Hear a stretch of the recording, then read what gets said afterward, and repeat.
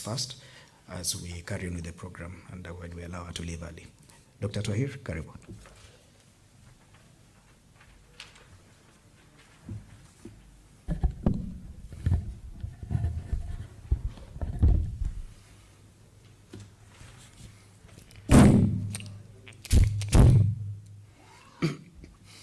Thank you very much, Dr. Wambugu. I want to invite you and welcome you all to this launch of the World Kidney Day 2021. As you've heard from my colleague, the Secretary General of the Kenya Renal Association, this is a day to basically create awareness about kidney diseases. It's an event that is held globally. It is held on the 2nd of March every year. This year it's landed on the Thursday, 11th of March. And the theme this year is living well with kidney disease. The objective is really to empower patients with kidney disease not to feel sad, not to feel depressed. They realize that they can live like any other individual. So without wasting too much time, I'd like to recognize the presence of Mr. Osoro from NHIF. He's here as one of the guest speakers. Elizabeth Mbugwa, our lawyer of Kenya Renal Association, and Rosemary from MMS, which is basically an medical organizing events organization. And I'd like to recognize our next speaker, who is Dr. Ivan Jenga. Dr. Ivan Jenga is the chair of the Kenya Medical Practitioners and Dental Council. Dr. Ivan Jenga has come with us a long way into supporting us in our work in kidney disease, the challenges we faced. She's given us a lot of support. She's provided a lot of support not only for kidney diseases but all non-communicable diseases in this country. She's been a pioneer in diabetes management, as you all know. And Dr. Ivan Jenga is also my teacher, and I'm proud of her, and I'm really glad that she's come here to take time out of her busy schedule. So without wasting too much time, Dr. Ivan Jenga, please come to the podium and tell us a few words.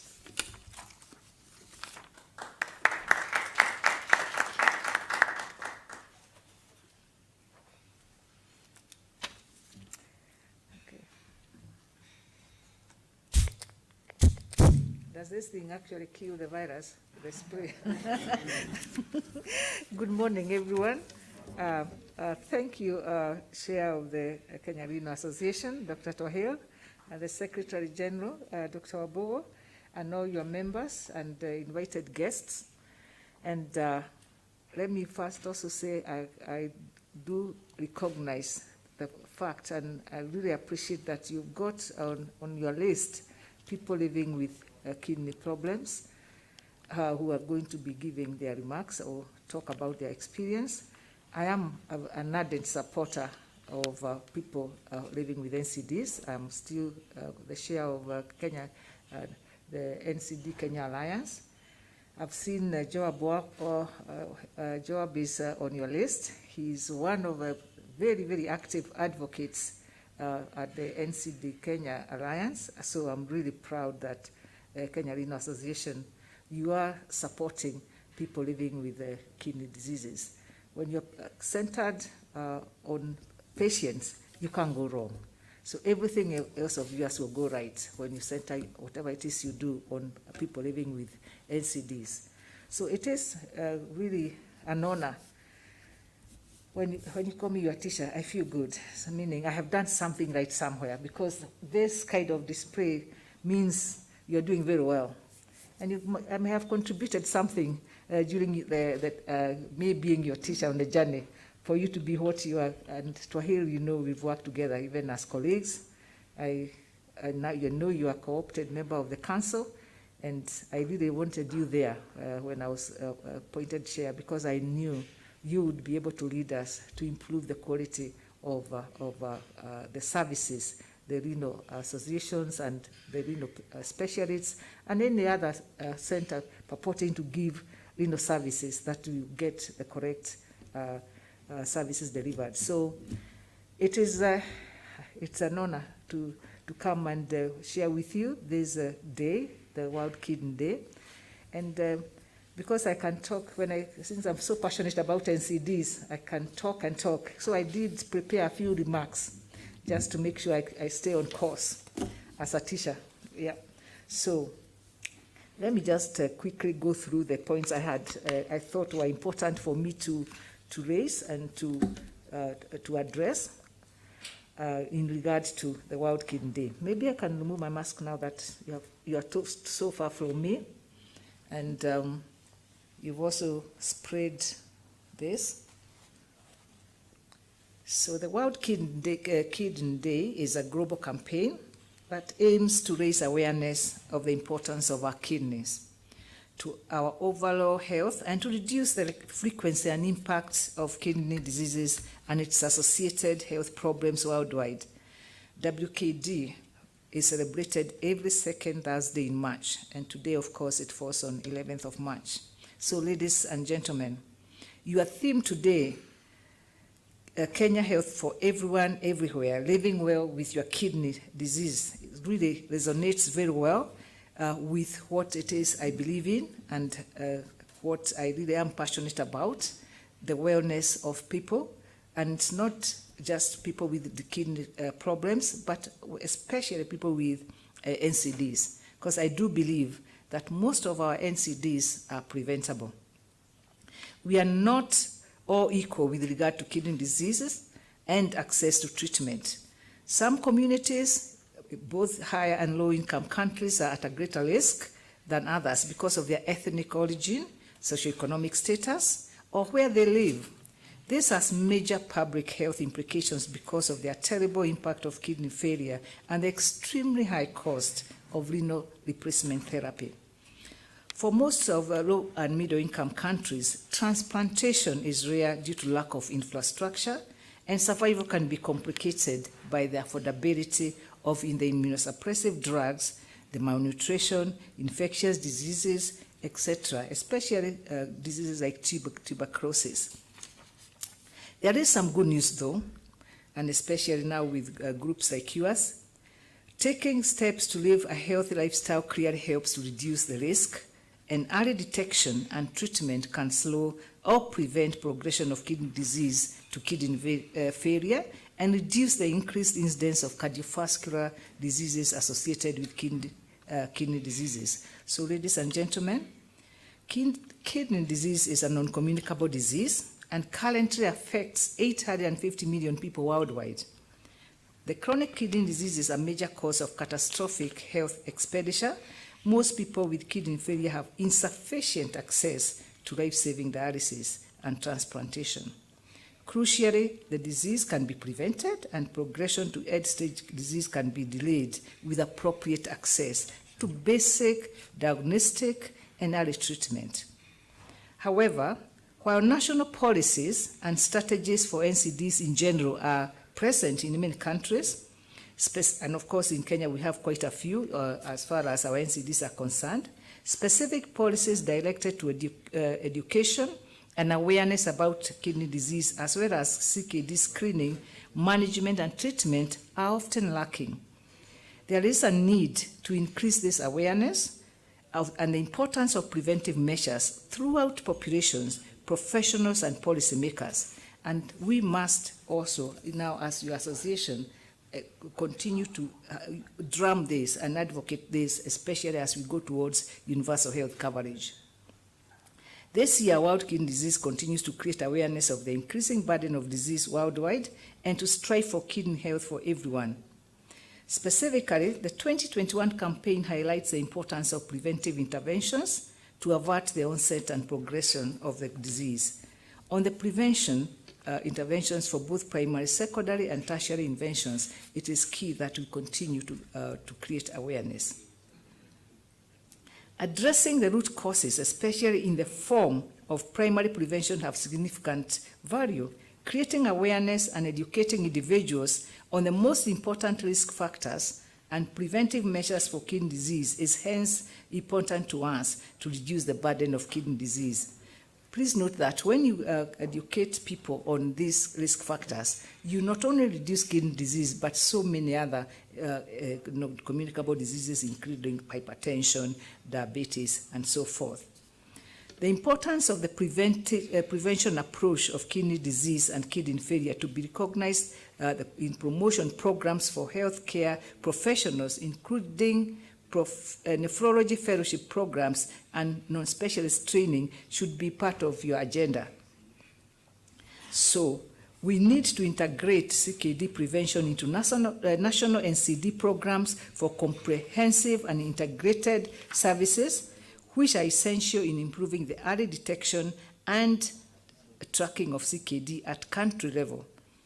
Whole of government and whole of society health in all policies, multi-sectoral collaboration to promote prevention of kidney disease should be one of our approach.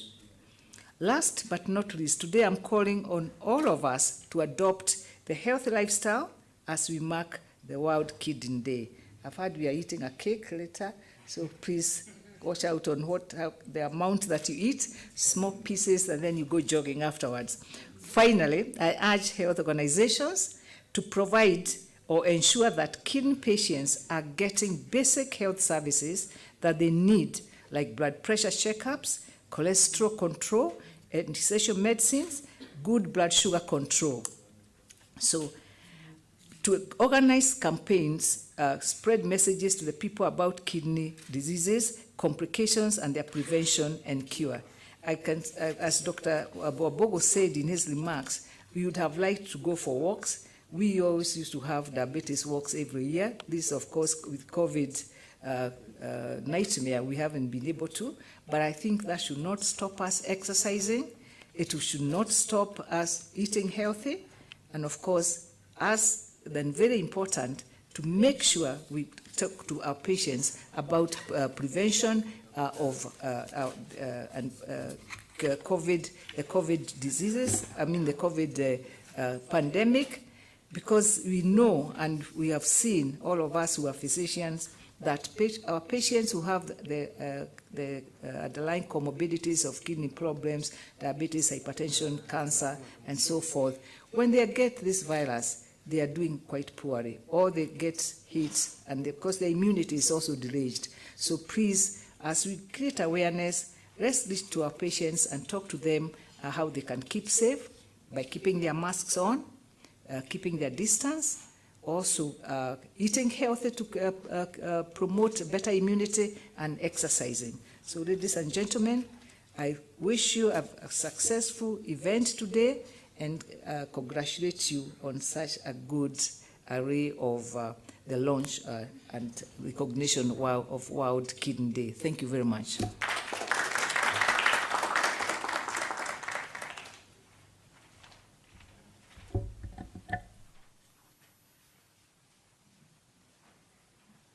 Okay. Thank you very much, Dr. Eva Njenga, first for making the time to join us in this important commemoration and for your remarks. At this time, we will have some videos that were shot to commemorate this day. Then we will come back and resume with the official speeches. So, Skajes, kindly run the videos.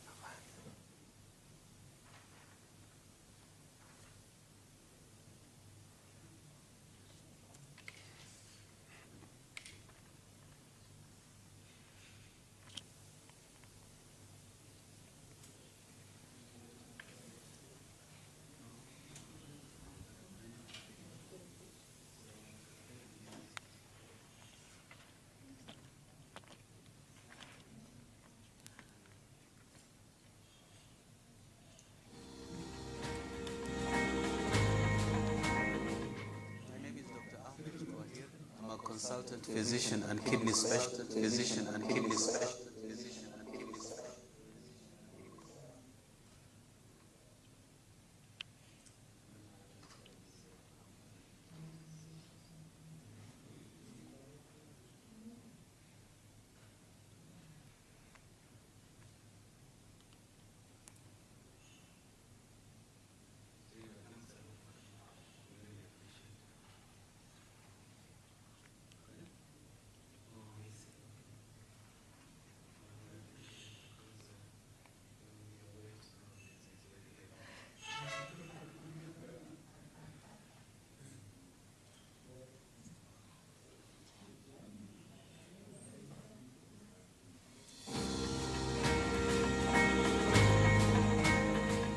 My name is Dr. Ahmed Twahir. I'm a consultant physician and kidney specialist working at the Parklands Kidney Center. My name is Susan Mbwanga. I work at the Parklands Kidney Center as a dialysis nurse. Okay, first I just want to introduce the issue of World Kidney Day.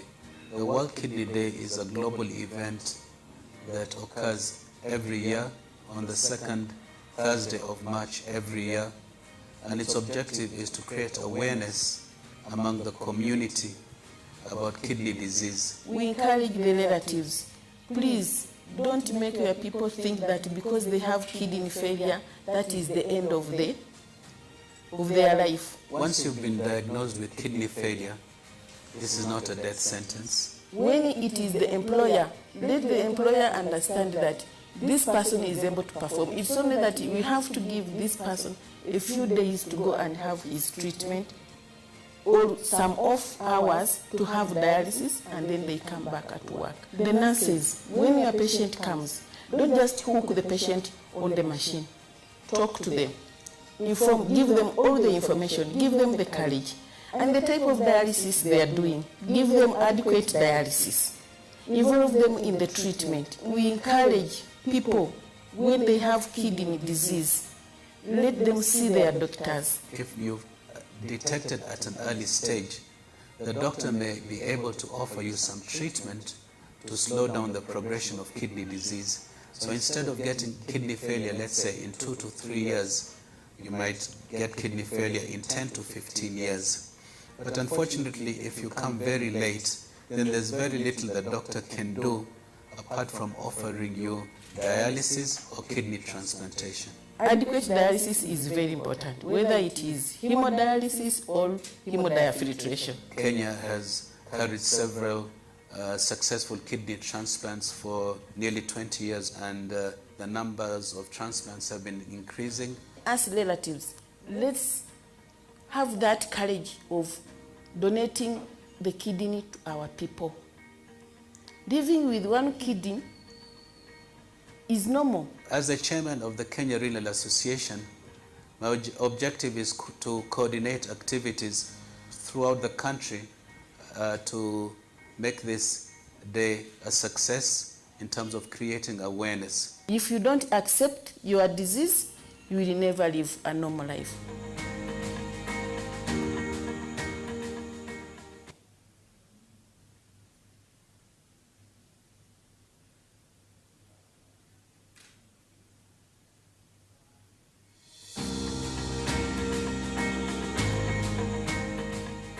My name is Khalida Soki, and I'm a nephrologist, which is a kidney specialist. My name is Dr. Hussein Baga. I'm a consultant physician and a nephrologist working at the MP Shah Hospital here in Nairobi. The most common cause of chronic kidney disease in Kenya and worldwide is diabetes and high blood pressure. Other times, it is a failure of another organ, the liver or the heart, that affects the kidneys. Taking care of that illness will prevent the kidney failure. If you have reached end-stage kidney disease, then you have to be started either on dialysis or you have to get a kidney transplant done. Worldwide, it is estimated that 1.2 million people die of kidney disease every year. Kidneys are very sensitive. They are connected to all the other organs in the body. The important and key message to remember is that kidney disease is preventable, and we can slow down the progression of chronic kidney disease with the right medications, by controlling your blood pressures, by controlling your blood sugars. If you're obese, you need to lose weight, and you need to come for regular checkups to your doctors. The ability to treat the kidney early reserves the kidney function, and that is why screening and early detection is so important. The World Kidney Day is an event that is held annually on the second Thursday of March, and its main aim is to create awareness about kidney disease. There will be various screening programs at various hospitals in the major counties in the country, and everybody is invited. There will be flyers and more information that is going to be posted on the social media regarding chronic kidney disease and how to prevent chronic kidney disease and how to live with chronic kidney disease. Our best option is to make sure that nobody progresses to kidney failure.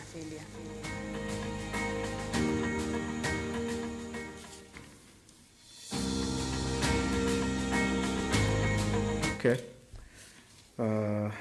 So I know we all resonated with the messages that were in those videos. So now we proceed. When talking about patients with kidney disease, you cannot really succeed at all if you're not working hand in hand with nurses. Nephrology nurses are more than service providers to our patients. They are colleagues, they are friends, they are confidants, and they're really the pillar of delivering care to patients with kidney disease, from dialysis to transplantation. They are well represented in this meeting today by the chair of the Kenya Nephrology Nurses Association, who's Mrs. Nancy Wangombe, who also happens to be a transplant coordinator currently working in Kenyatta National Hospital, and where she provides vital services to make sure the transplant program keeps apace with the developments worldwide. Nancy, kindly come give your remarks.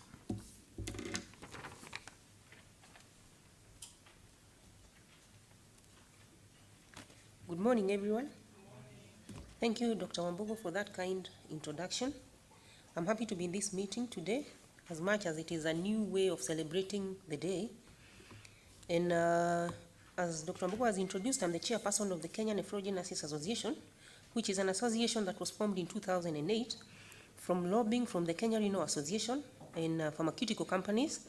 And our objectives have been member education, patient outreaches, and in member education, we not only talk about our own members, we've realized there's normally a knowledge gap also with the nurses who are doing other works other than transplantation.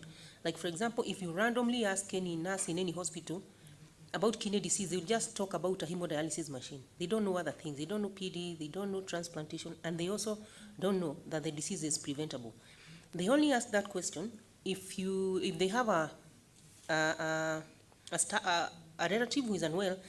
When that is when they ask the hard question, how can I tell that I had a kidney disease before? Like now, if my father has, would I know? Now that is when you realize we have that knowledge gap, and you have been upping it up with kidney messages. But there's normally like a competition or something for other diseases. Cancers will drown it, malaria will drown it, but we may now want to go purposefully talking about kidney disease from the prevention perspective, not talking about the services that we'll offer when the kidneys are not working, because that one will be very late already. With the same activities that normally happens on the World Kidney Days of screening and educating the public on kidney disease, we have similar events yearly, which we normally call them kidney outreaches. We normally hold them jointly, Kenya Renal Association and Kenya Nephrology Nurses Association, and we've been able to do the same activities of screening and patients education, and we have covered several places like Kisumu, Homa Bay, Kisii, Kabarnet, Nyeri, Embu, and Voi. And we've always partnered and participated in the World Kidney Day celebrations, which has been an yearly event. And for some time, it only used to happen in Nairobi, but now the nurses in the county hospitals and the The other centers all over the country have been making some form of an activity to celebrate the same. We also normally have conferences, yearly conferences, where we educate our members so that, because you can only talk about what you know, we empower them with the information. Of late, we've been partnering with the patients, like even today evening, we'll be having a webinar with the patients where they'll be able to ask questions, like all the questions they are collecting around. There's normally some misinformation, and we've been able to be making those webinars available for our patients. Another thing that we may want to request from the Ministry of Health, like when you go to any health center, for a long time you would find some posters around the dispensaries talking about diarrhea, talking about malaria, and all those illnesses. When will that time come when we'll have information posted on the health centers talking about kidney disease prevention, not just treatment? And also, like when we have been preparing to go to those outages, we have approached the Ministry of Health. It's just that Dr. Njenga has left, whether they have any material information that we can use to give out when we go to these outreaches. And the brochures we always find readily are just on hypertension and diabetes. We may now want to request we have brochures distributed by the Ministry of Health that carries the information on kidney disease. As much as they are interrelated, kidney disease, hypertension, diabetes, but we may now want to have those ones owned by the Ministry of Health. With those few remarks, thank you so much for listening.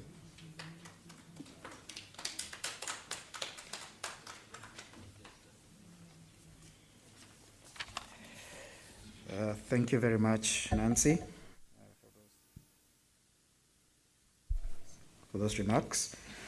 As we said at the beginning, today is about the theme of World Kidney Day is living well with kidney disease, and it's all about patient-centered care.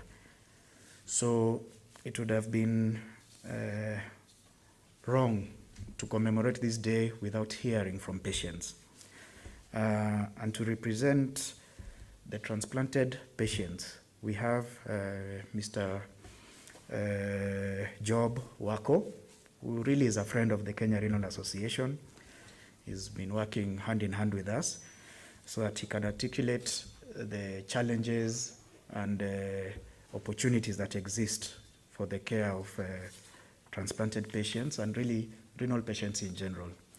So Job is joining us in Zoom. As you can imagine, we could not all be physically here, but I'm meant to understand he's logged on and he'll be able to make his comments. Job, oh yes, I can see you. I hope you can get us loud and clear. So Job, I leave the podium for you and you have the mic. Karibu.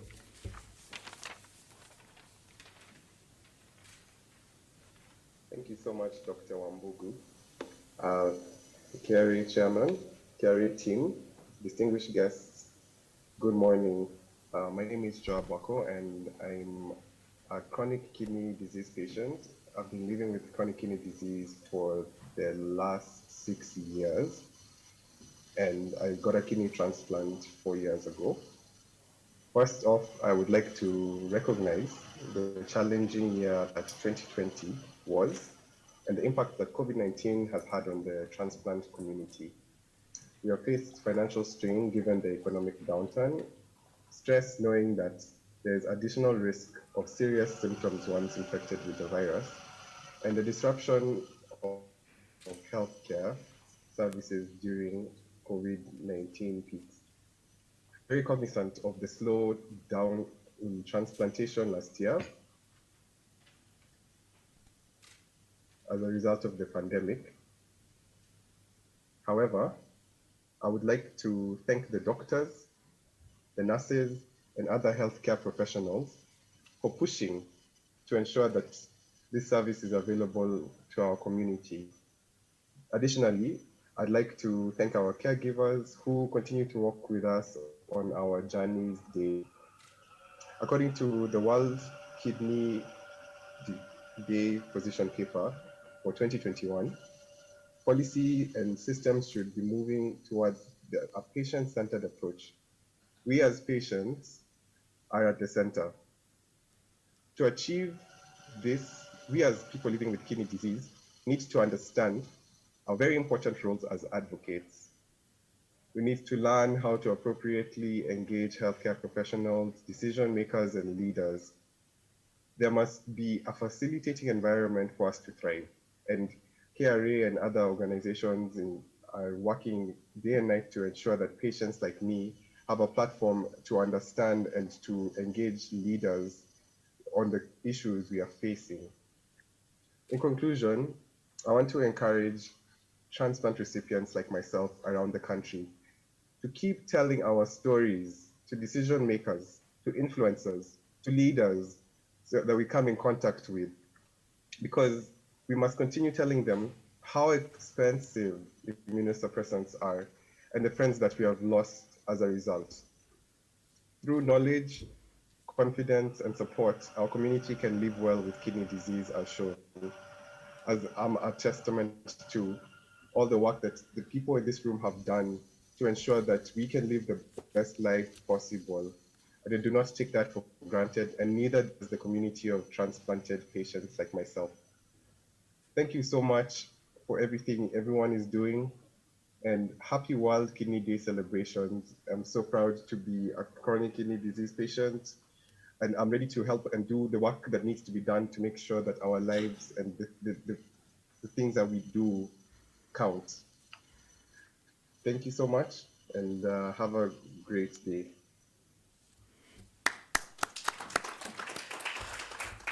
Thank you for that, for those comments, Job. They are well received, and we always depend on you and your colleagues to articulate the issues relevant to kidney care from the patient's perspective. Now, every community has giants and pillars who they depend on and lean on to grow the field. In nephrology, a name that has been synonymous with expanding nephrology care in the country has been that of Professor Seth McLeod, and it would be unacceptable if we do not give him an opportunity to address this forum. Prof. McLeod, come talk to your people before we proceed. Karibu sana. Professor is a professor of medicine and nephrology in the University of Nairobi. Thank you very much, Benjamin. That's a huge introduction. There's nothing special about me. I mean, I've been with you people for almost the last 35 years, so I'm part and parcel of the whole arrangement. As usual, every year, the second Thursday of March, we hold such gatherings. I feel very happy about the theme of this particular gathering, living well with kidney disease, or putting it the other way around, having a kidney disease does not prevent you from living well. If you have gone through the whole basis of the World Kidney Day this year, the major emphasis has been in us, the health workers, as it relates to the kidney, giving our patients some powers, empowering our patients, educating them so that they can take care of themselves, and in addition take care of other people with kidney disease, so that at the end of the day it is no longer the healthcare worker giving the care to the patients, but by educating the patients, empowering them, they learn to better take care of their lives. I know most of you do not know what the definition of life is. If you like, you can call it breathing and eating the way some of us like eating. But generally, when it comes to patients, at the end of the day, if we take care of them, and that's why I say the theme this year is very befitting, we actually want them to participate in their own life. And when we talk of participation in life, I mean, we talk about working the way most of us work, studying the way most of us study, having families and managing families the way most of us do. so that it's not just a question of always being dependent on the healthcare workers.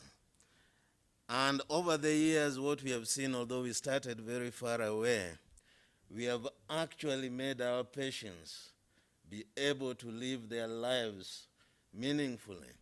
I can tell you without fear or favor that some of our patients have become doctors, some are nurses, many are businessmen. I've treated politicians, many politicians. So our kidney patients are capable of participating in real life. It has come to a time that they have come of age to make us, the health workers, actually actualize our goals and aspirations. Just one more thing. Apart from living well with kidney disease, you are talking of kidney health for everyone and everywhere. Those of us who are there in the late 70s and early 80s, kidney health was mainly in Nairobi. But I'm happy to mention that as of now, kidney health has extended to all the corners of the country. I'm longing for the time that it will be there for everyone, and it will be everywhere. And although we look very few here, I hope you've been told this, these activities going on everywhere in the country. We are very proud of it. I'm very proud of all of you who are involved in taking care of the kidney patients. Thank you very much.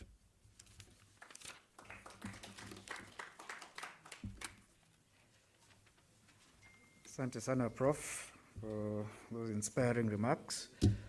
It now gives me great pleasure to introduce Mr. John Ndungu. Mr. John Ndungu is also a patient with chronic kidney disease. Remember, that is the theme of the World Kidney Day this year, that we must be patient-centered. And we thought it is important to hear from just more than one patient. Mr. Ndungu, if you will, please take to the podium, and karibu sana.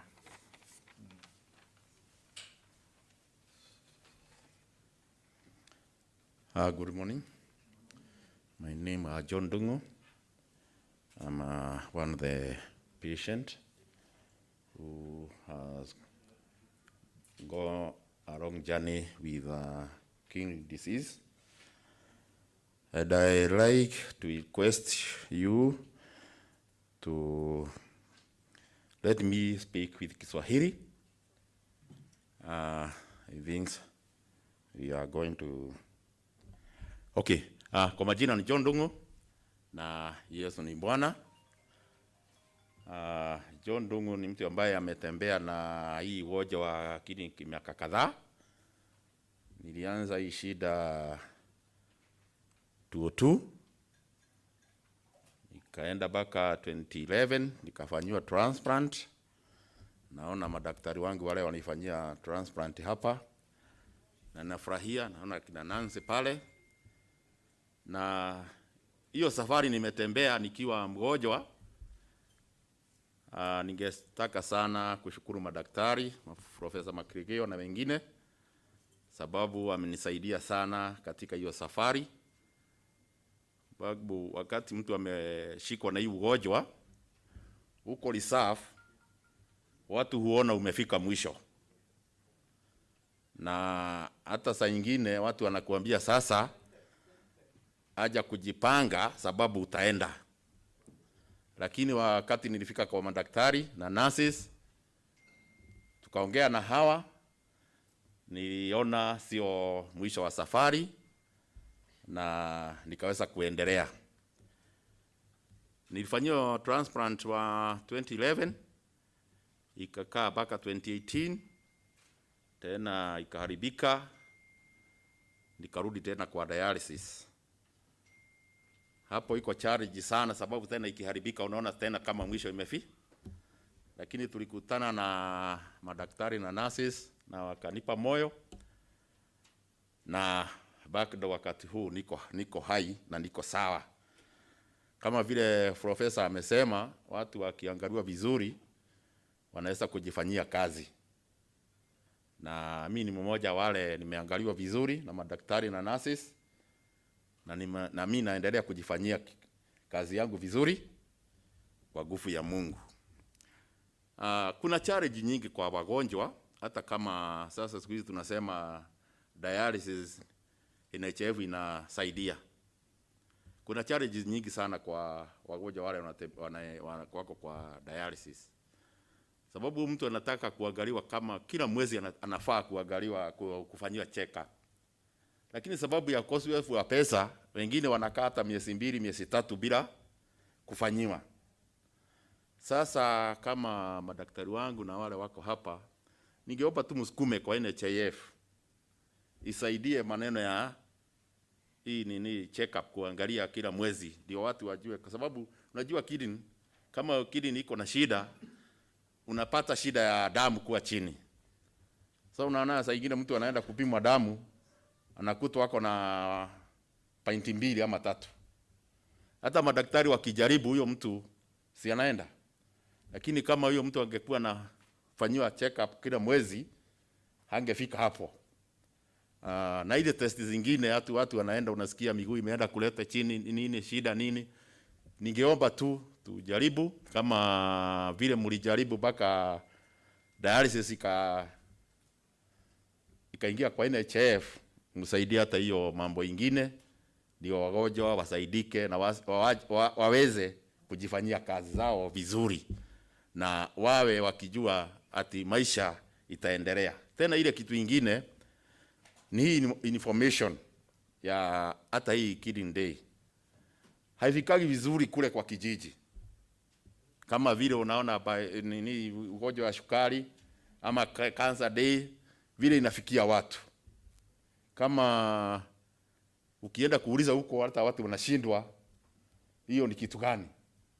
Kwa hivyo ningeomba tujaribu, hata mkiinvolve sisi wagonjwa, tuwe tukifanya hata makampu, hata mkitaka tutengeneza huko kwa makanisa huko Marisafu, tunaweza tengeneza na nyinyi mkija mnaongea na watu huko, ama kwa baraza tunaweza tengeneza huko kwa vijiji. Kama mimi niko capable ya kutengeneza hata baraza kubwa huko pande ya kwetu, na tunaweza fanya hiyo kazi mpaka watu wafikiwe. Ndio sasa mtu awe akifanyiwa matesti bereni, hii kidney isifikie mali tunaenda kufika ati nikienda kwa daktari sasa ile imefika early stage. Kwa hivyo ningeomba hapo tusaidiane, na nishukuru sana, na niseme muendelee kutushikilia kama wagonjwa, na saa nyingine mkiona urea imepanda tunaongea mbaya, mtuhurumie. Mungu awabariki. Asante sana John. And I'm sure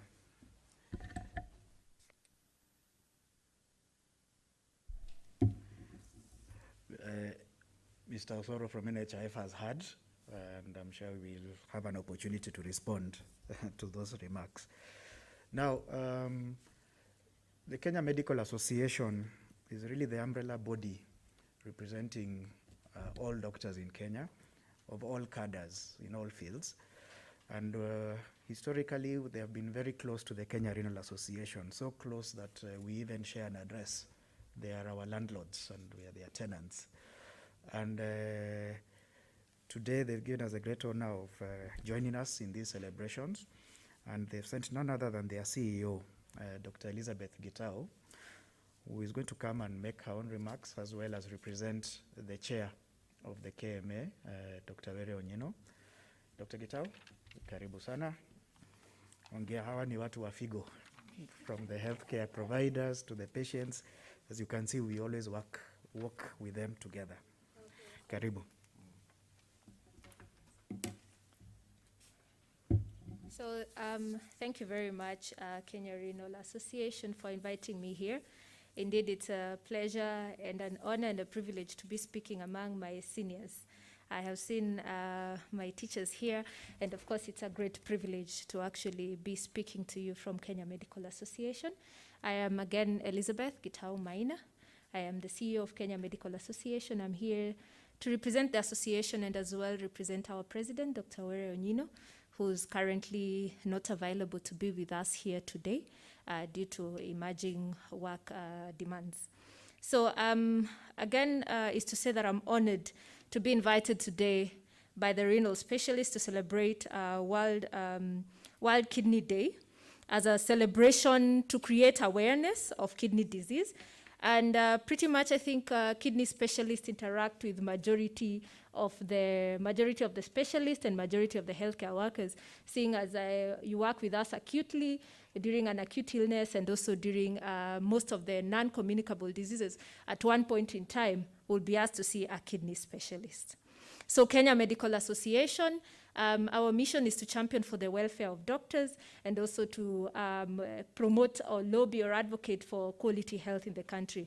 And this is a position that we hold in the health sector, and we continue to work keenly with other specialist associations to be able to drive member education on various issues, including kidney disease, and also to lobby for various bills or various acts of parliament which actually can promote human health and will promote actually life.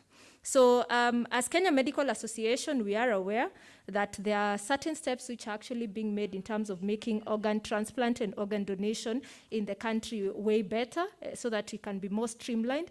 And we'll work closely with Kenya Renal again to ensure that during the stakeholder engagements that we are there giving the views and also representing the doctors to ensure that our patients are able to get the organs that they actually need. During these World Kidney Days, the theme again, living well with kidney disease, is to increase education and awareness and also to empower patients to be able to manage their disease and also to make informed choices. And KMA, again, we shall work closely with Kenya Renal to ensure that we actually have various activities and also various funding to be able to actually, as one of John has said, I'm a good follower of John on Twitter. So I have had the message that this information is not getting there. And how it can get there is when the general practitioners work with the specialists to ensure we're able to diagnose early, we're able to empower patients, and we're also to give education to the communities. So we are happy to work with you, and KMA is working pretty closely to ensure that all the specialist associations become corporate members of Kenya Medical Association so that you participate in the decision making of KMA so that your views as Kenya Renal or as any other specialist association become the views of the doctor. I want to thank NHIF again, I've seen them represented here, again for their great contribution in funding kidney illness, but as you said, there's still more to do in terms of ensuring that our patients are followed up, our patients have access to post-transplant medication and post-transplant care. So again, we continue to call for the review and enactment of the Kenya National Blood Transfusion and Transplant Bill, which we shall be working closely with you to ensure that it's done. Thank you very much for inviting me here today.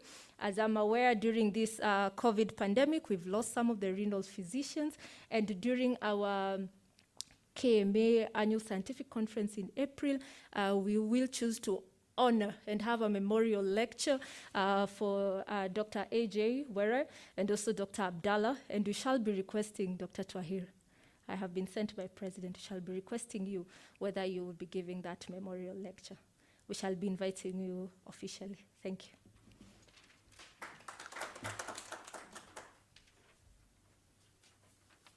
Thank you very much, Elizabeth, for your remarks. Yes, it's been quite a year. Last year was a year from hell for us in the renal community. But we take strength from those of us who are left, and with patients like John and Joab, we know the work is not finished and we must push on and carry on, just like Professor Abdallah and Dr. Were would have liked us to. Now, for us to deliver services to patients who require them, we need a well-skilled human resource complement to be able to deliver the healthcare that these patients of ours need. And to do that, we are very lucky in this country to have the East African Kidney Institute. that in the short time it has been there has really changed the landscape of the HR complement of renal physicians, renal nurses, nutritionists, and really it's growing from strength to strength, and in a very short order, I'm sure Kenya will eventually be a net exporter of nephrology human resource. We are very privileged to have the founding director, I may add, of the East Africa Kidney Institute, Professor Mungai, with us. He's a urologist, but we've adapted him as well as one of ours. Nephrologist. He's also a transplant surgeon. He was one of the pioneers of the transplant program that is really vibrant in the Kenyatta National Hospital. Professor Mungai, kindly take to the podium and give your remarks. Karibu.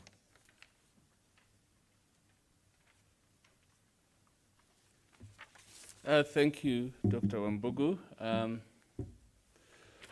The Kenya Renal Association, the NHIF, the patients, our friends, good morning. I stand here today because of my long association with the Kenya Renal Association. And the Kenya Renal Association and the Kenya Association of Urological Surgeons are children of the transplant program of this country. And I'll give you a small historical perspective because it's good for people to understand where we are.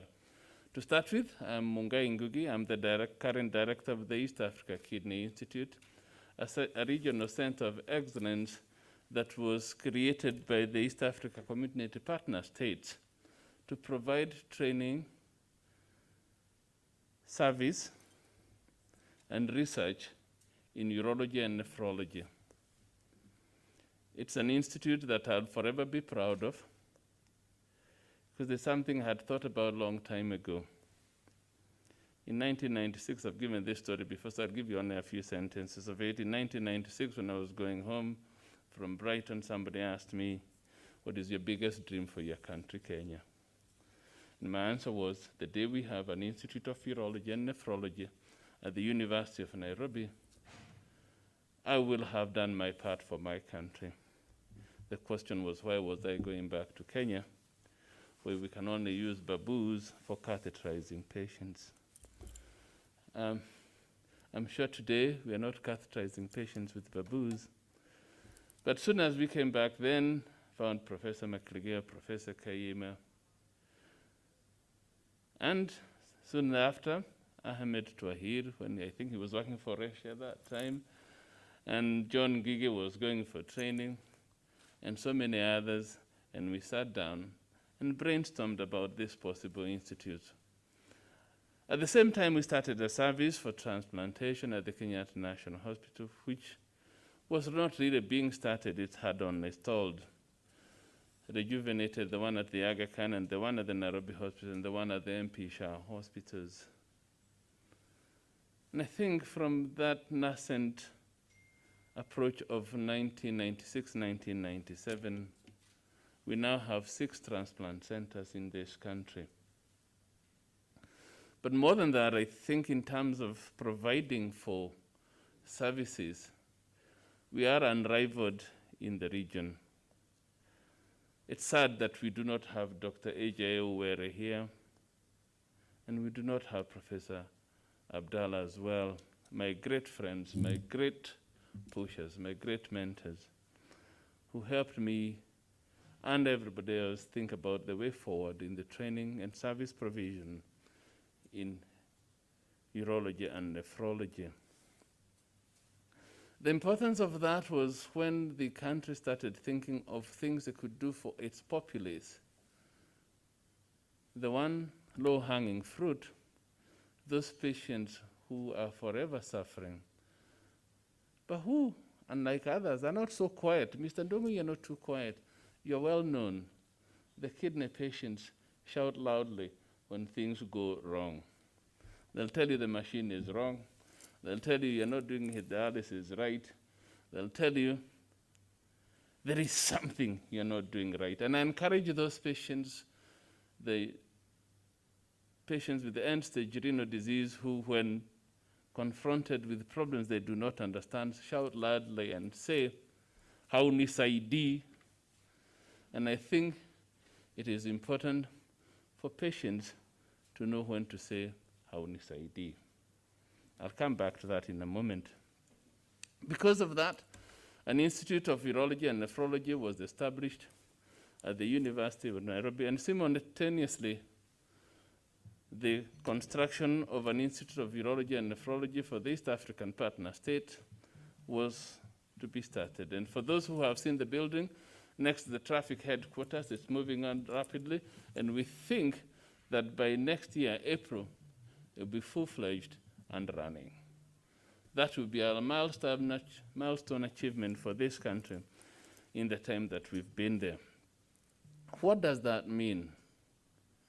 In terms of training, we have, I'm proud to report, a nephrology program that is ongoing at the University of Nairobi and the Kenyatta National Hospital.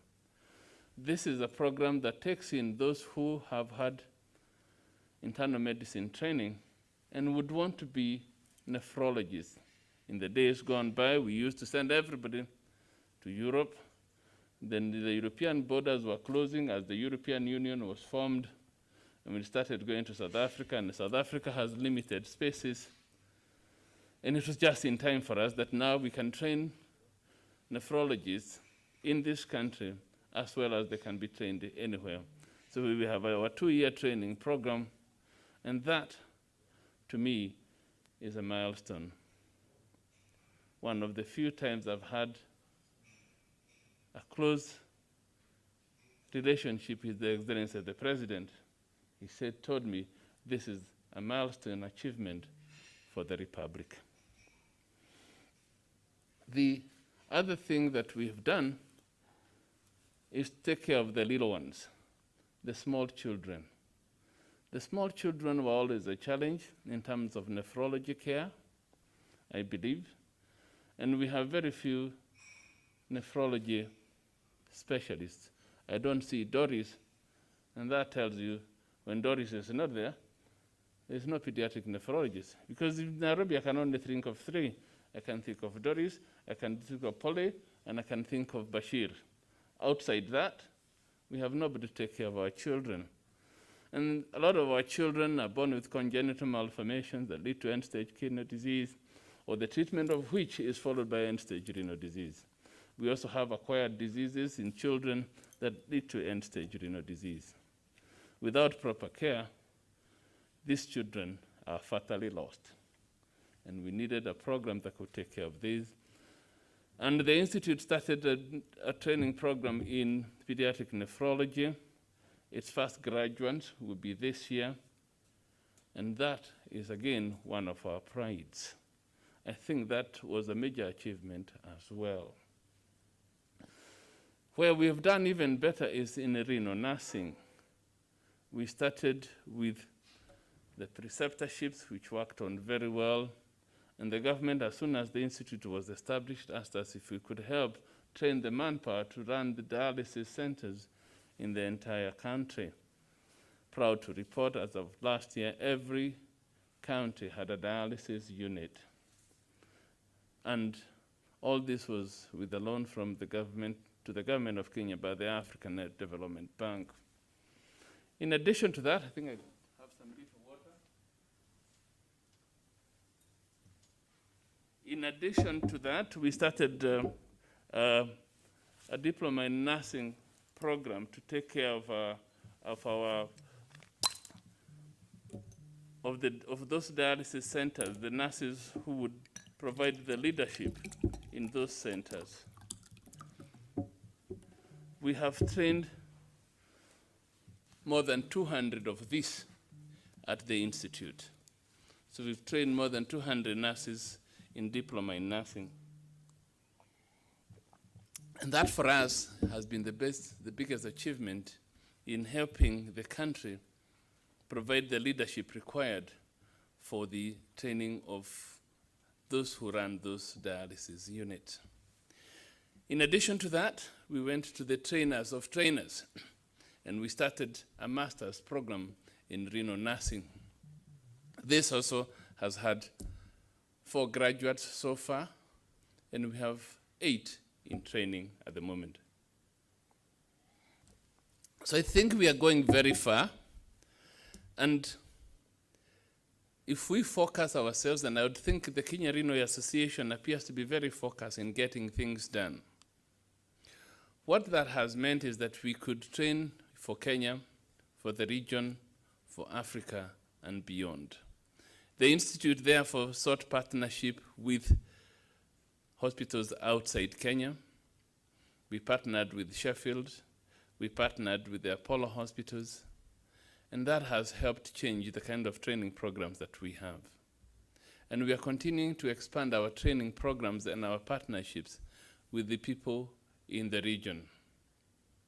Only this year, in the last few weeks, we applied to become a training center for the ISN.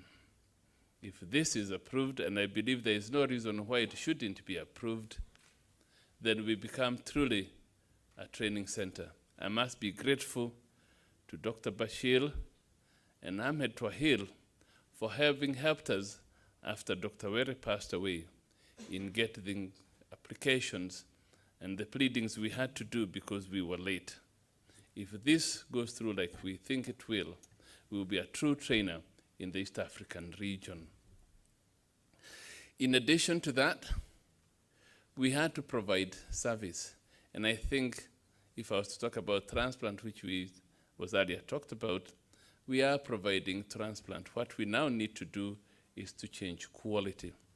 Not only do we need to change quality, but we need to change the major handicap in transplant, which is the availability of grafts.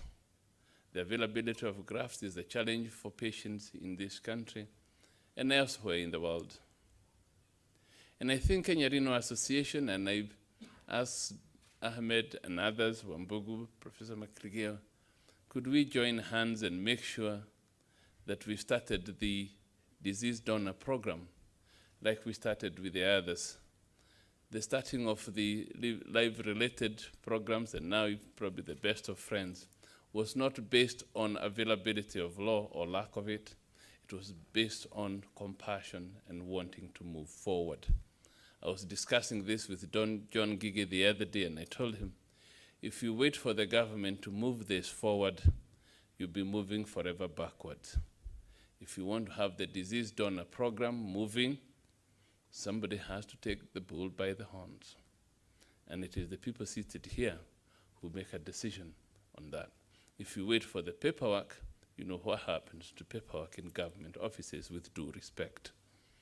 So I plead with the Kenya Renal Association to make sure that by the time we have another election in this country, we have the disease donor program up and running. And that will help the NHIF program in terms of helping patients. I think the shortage of grafts has probably made transplantation still remain an ad hoc thing. If we have a disease donor program, we probably will be able to make it a regular event which will not raise a lot of emotions in patients' care. So one of the things I would hope by the time the Institute is done in 2021, or by 2022 April, is that we should be able to have a disease donor program, which would mean we would have a transplant every day, maybe more than one every day, and we truly become a regional center. We should be able to join with others who have approached us. The Cleveland Clinic, for instance, would like to partner with us in what we intend to do. And that will probably help in bringing in people who would come and share with us their experience with the disease donor programs. That will help in the training, training of the provision of skills to those who want. And I think one of the challenges of the rolling out of dialysis in the counties has been vascular access. I do not know how much in the Kenya Renal Association, I was discussing this at COWS, has thought about the standardizing and improving the quality of vascular access. The people of Nairobi get very good vascular access, but I'm sure physicians receive patients from the outlying counties, and you know what vascular access has been used there. We would like to start a program at the Institute to provide vascular access so that every county in the Republic can be able to provide for good access and be able to provide, therefore, for those patients the best that we can do. To put all that together, we will need research. And even before we get to research, the one thing for which I have some seed money is the kidney registry. We need to look at it now. I still have funds up to the tune of about 50 million shillings to realize the registry for the region, for the country, and probably even be able to do a desk review for the region. That would allow us to be able to tell the burden of the disease and how probably we can formulate questions and therefore answers to this. Research on how we are going to conduct ourselves in transplantation and other things, and particularly molecular biology. We believe that we shall be able to have, we've started with the HLA typing machine at KNH. We are capable of some modicum of molecular biology. We think we can upgrade this to a full laboratory that would be able to do any molecular biology for transplantation. You cannot be able to provide transplantation, and even indeed, I dare say, you cannot provide good renal service without sufficient molecular biology. And we're going to use gene experts in trying to resolve some of the problems that we have with our patients. I think the horizon can be opened up. It is only what we see. The horizon doesn't exist. The horizon is a creation of our eyes. Let us look at ways of opening up the horizon and get things moving. I've seen Dr. John Gige walk in, and I challenged him to do a PhD in disease donor program. I hope he's still looking at that. The last program, therefore, that we are looking at, indeed, is PhD programs for both urology and nephrology. This is now available at the Institute, and for those who would want to do PhD, initially we shall sponsor those who want, and others can train thereafter. We believe we can be able to get scholarships for those doing doctoral programs, and I invite all of you to come to the Institute. And while PhD is not the improvement of service, it does improve the service in the end by providing a level of research and enabling people to carry out research, whether this is operational research or it is for purposes of science. This is what I would encourage the Kenya Renal Association to partner with the Institute and do. Like I said before, the Kenya Renal Association and the Kenya Association of Rheological Surgeons are the ones who really spearheaded the development of this institute. We believe the sustainability of this institute, both at service, training, and research, will heavily rely on the Kenya Renal Association. I believe that we can attract a lot of donors outside. We have a relationship with Beijing University, and they've asked us what we can be able to do with them in training for that. Indeed, because Kenya Renal Association provides so much for the end-stage renal disease patients in the country, there is a man who is, I hope this is not going to him, has been a bit controversial, but suffice to say that Mr. Gakuru in the UK is getting things done here.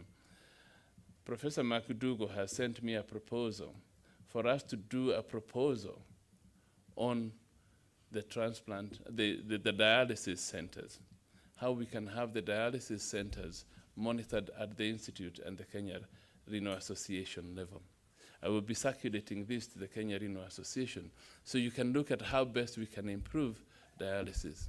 Let me tell you why we need to look at this and why the relationship with the renal physician is so important.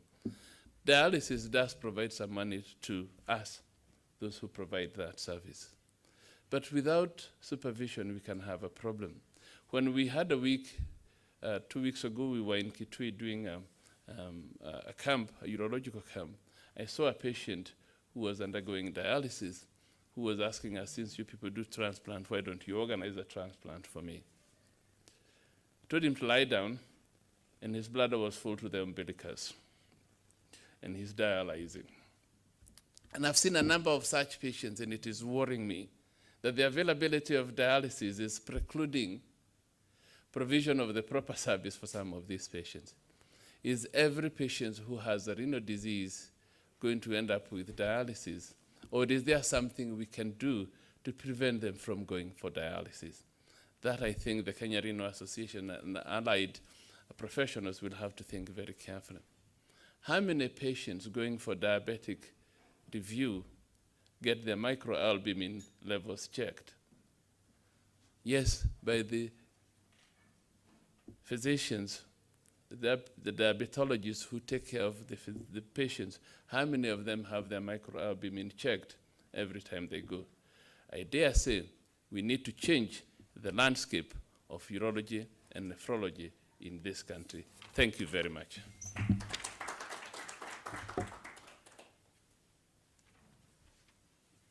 Thank you, Prof. Mungai, for those conclusive and really in-depth remarks on the situation of renal services in the country. Yeah, I think you'll all agree with me that Yaki will remain a pillar of nephrology for years to come.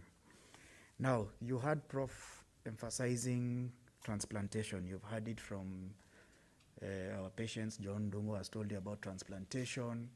You've heard from Mr. Joab Wako talking about transplantation. And everyone has emphasized that one of the key challenges, other than financing of the post-transplant medication, is getting a donor who is fit enough to get you a kidney. And what happens in other jurisdictions is that they have a robust deceased donor program, which is really now the main focus of where we are as a community, both patients and renal physicians and renal nurses. That is where our thrust of activities is currently, so that we have everyone who can be transplanted getting a transplant. Now, helping us with this is a very motivated and unique lawyer called Elizabeth Mbogwa. Do not let her size fool you.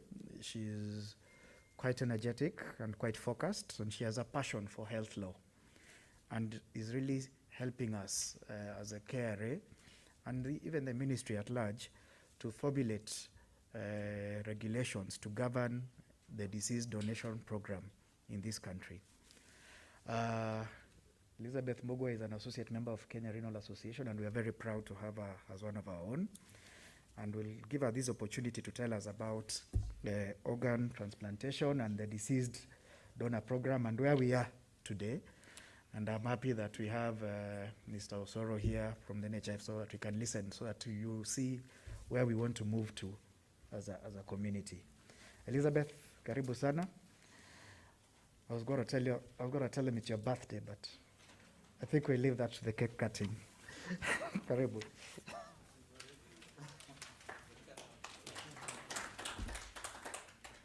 Thank you so much. Thank you for having me here. Professor, you've talked about your dream, and it's coming to being. Mine is to see that no one leaves the country to seek transplant services. It's very ambitious, I think so right now, but I hope it's going to be actualized one day. So today, it's all about Kidney Day, and the theme is living well with kidney disease. And kidney disease it's a global burden to the non-communicable diseases, both as a contributor and a cause of major non-communicable diseases. And so, being in the last decade of attaining the Sustainable Development Goals, our goal being goal number 3, which is promoting health and well-being for all people everywhere.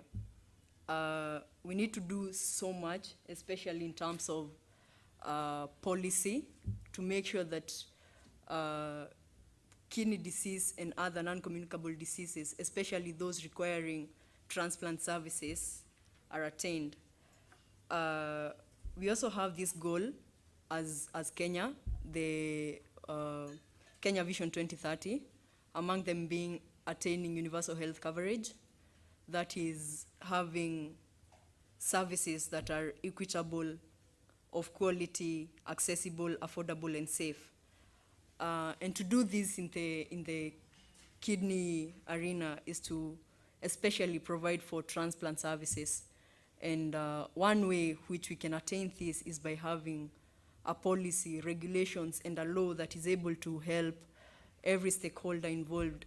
That will mean yourselves, the doctors, and the NHIF, and basically everyone involved, to act as a guideline for this.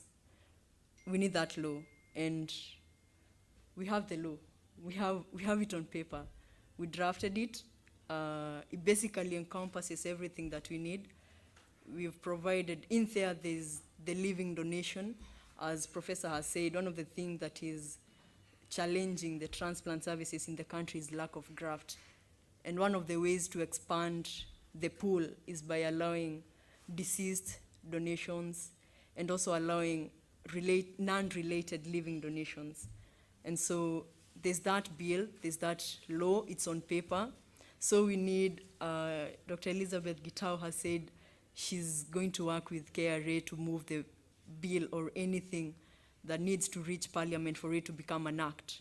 So we are calling upon you to kindly assist us in this so that everyone who needs to benefit from it will benefit and will not need to have people leaving Kenya to access these services elsewhere. We looked at the guidelines, the national ones, the international ones, such as the WHO guidelines, which call upon governments to make these laws to provide for the deceased donation programs.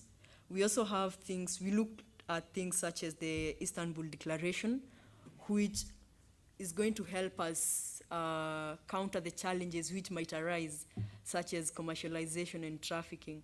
So what we did, we came up with a broader definition of what commercialization will amounts to, so that the people who be involved in this, people who be caught doing this will be punished. We have that in the law already, so we just need to have it reinforced with the act that we are hoping is going to actualize sooner. So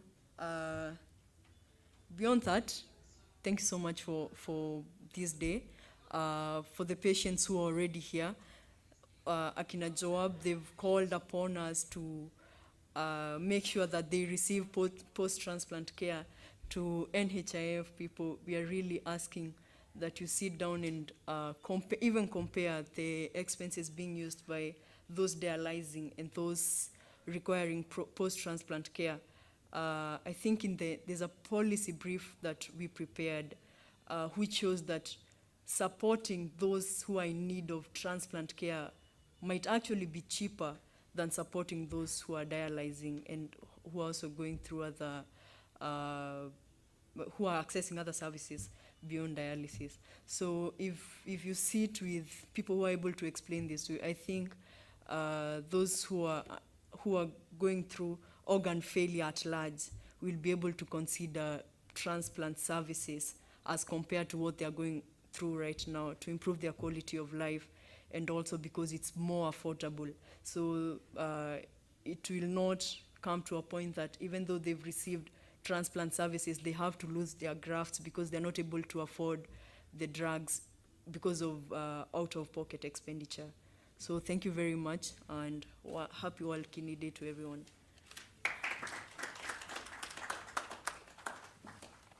Happy World Kidney Day, Elizabeth, and happy birthday to you too. Now,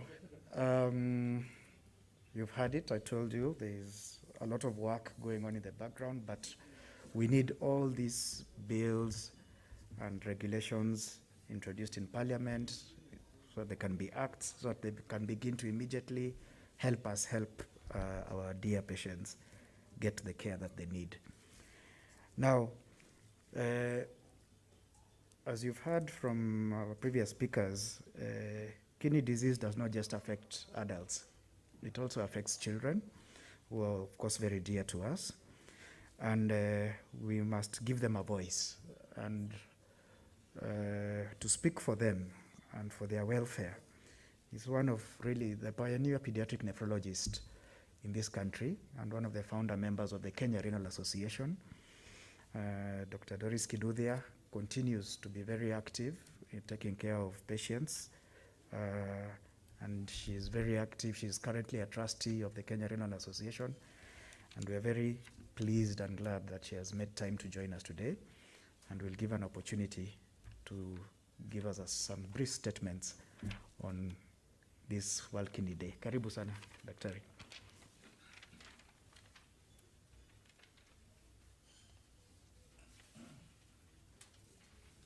Good afternoon, or is it morning? Still morning. Good morning to all of you. I'm really glad to see all of you. During this coronavirus time, we've not been seeing each other. Sometimes we'll see each other on a Zoom or something. I just feel like hugging all of you. And I'm glad to see Professor Mungai there. Twahil, at least I talked to Twahil. Benjamin, I talk to him from time to time. I think Mark Legeo must be in the audience. Are you there? See, I've even forgotten how people look like. Thank you. So I'm going to make just a short speech so that we know that they are also children who are involved in this fight against renal diseases. So the World Kidney Day is a global campaign, and it's aimed at raising awareness of the importance of our kidneys. World Kidney Day is a joint initiative, as we all know, of the ISN and the International Federation of Kidney Foundations. World Kidney Day was started in 2006. It is observed annually, and it is usually on it's usually on the 11th of March. Somehow, it seems to fall on a Thursday. And this one has fallen on Thursday, 11th of March. So, as we've said, the mission of the World Kidney Day is to raise awareness and importance of our kidneys so that we can reduce the impact of kidney diseases and its associated problems worldwide.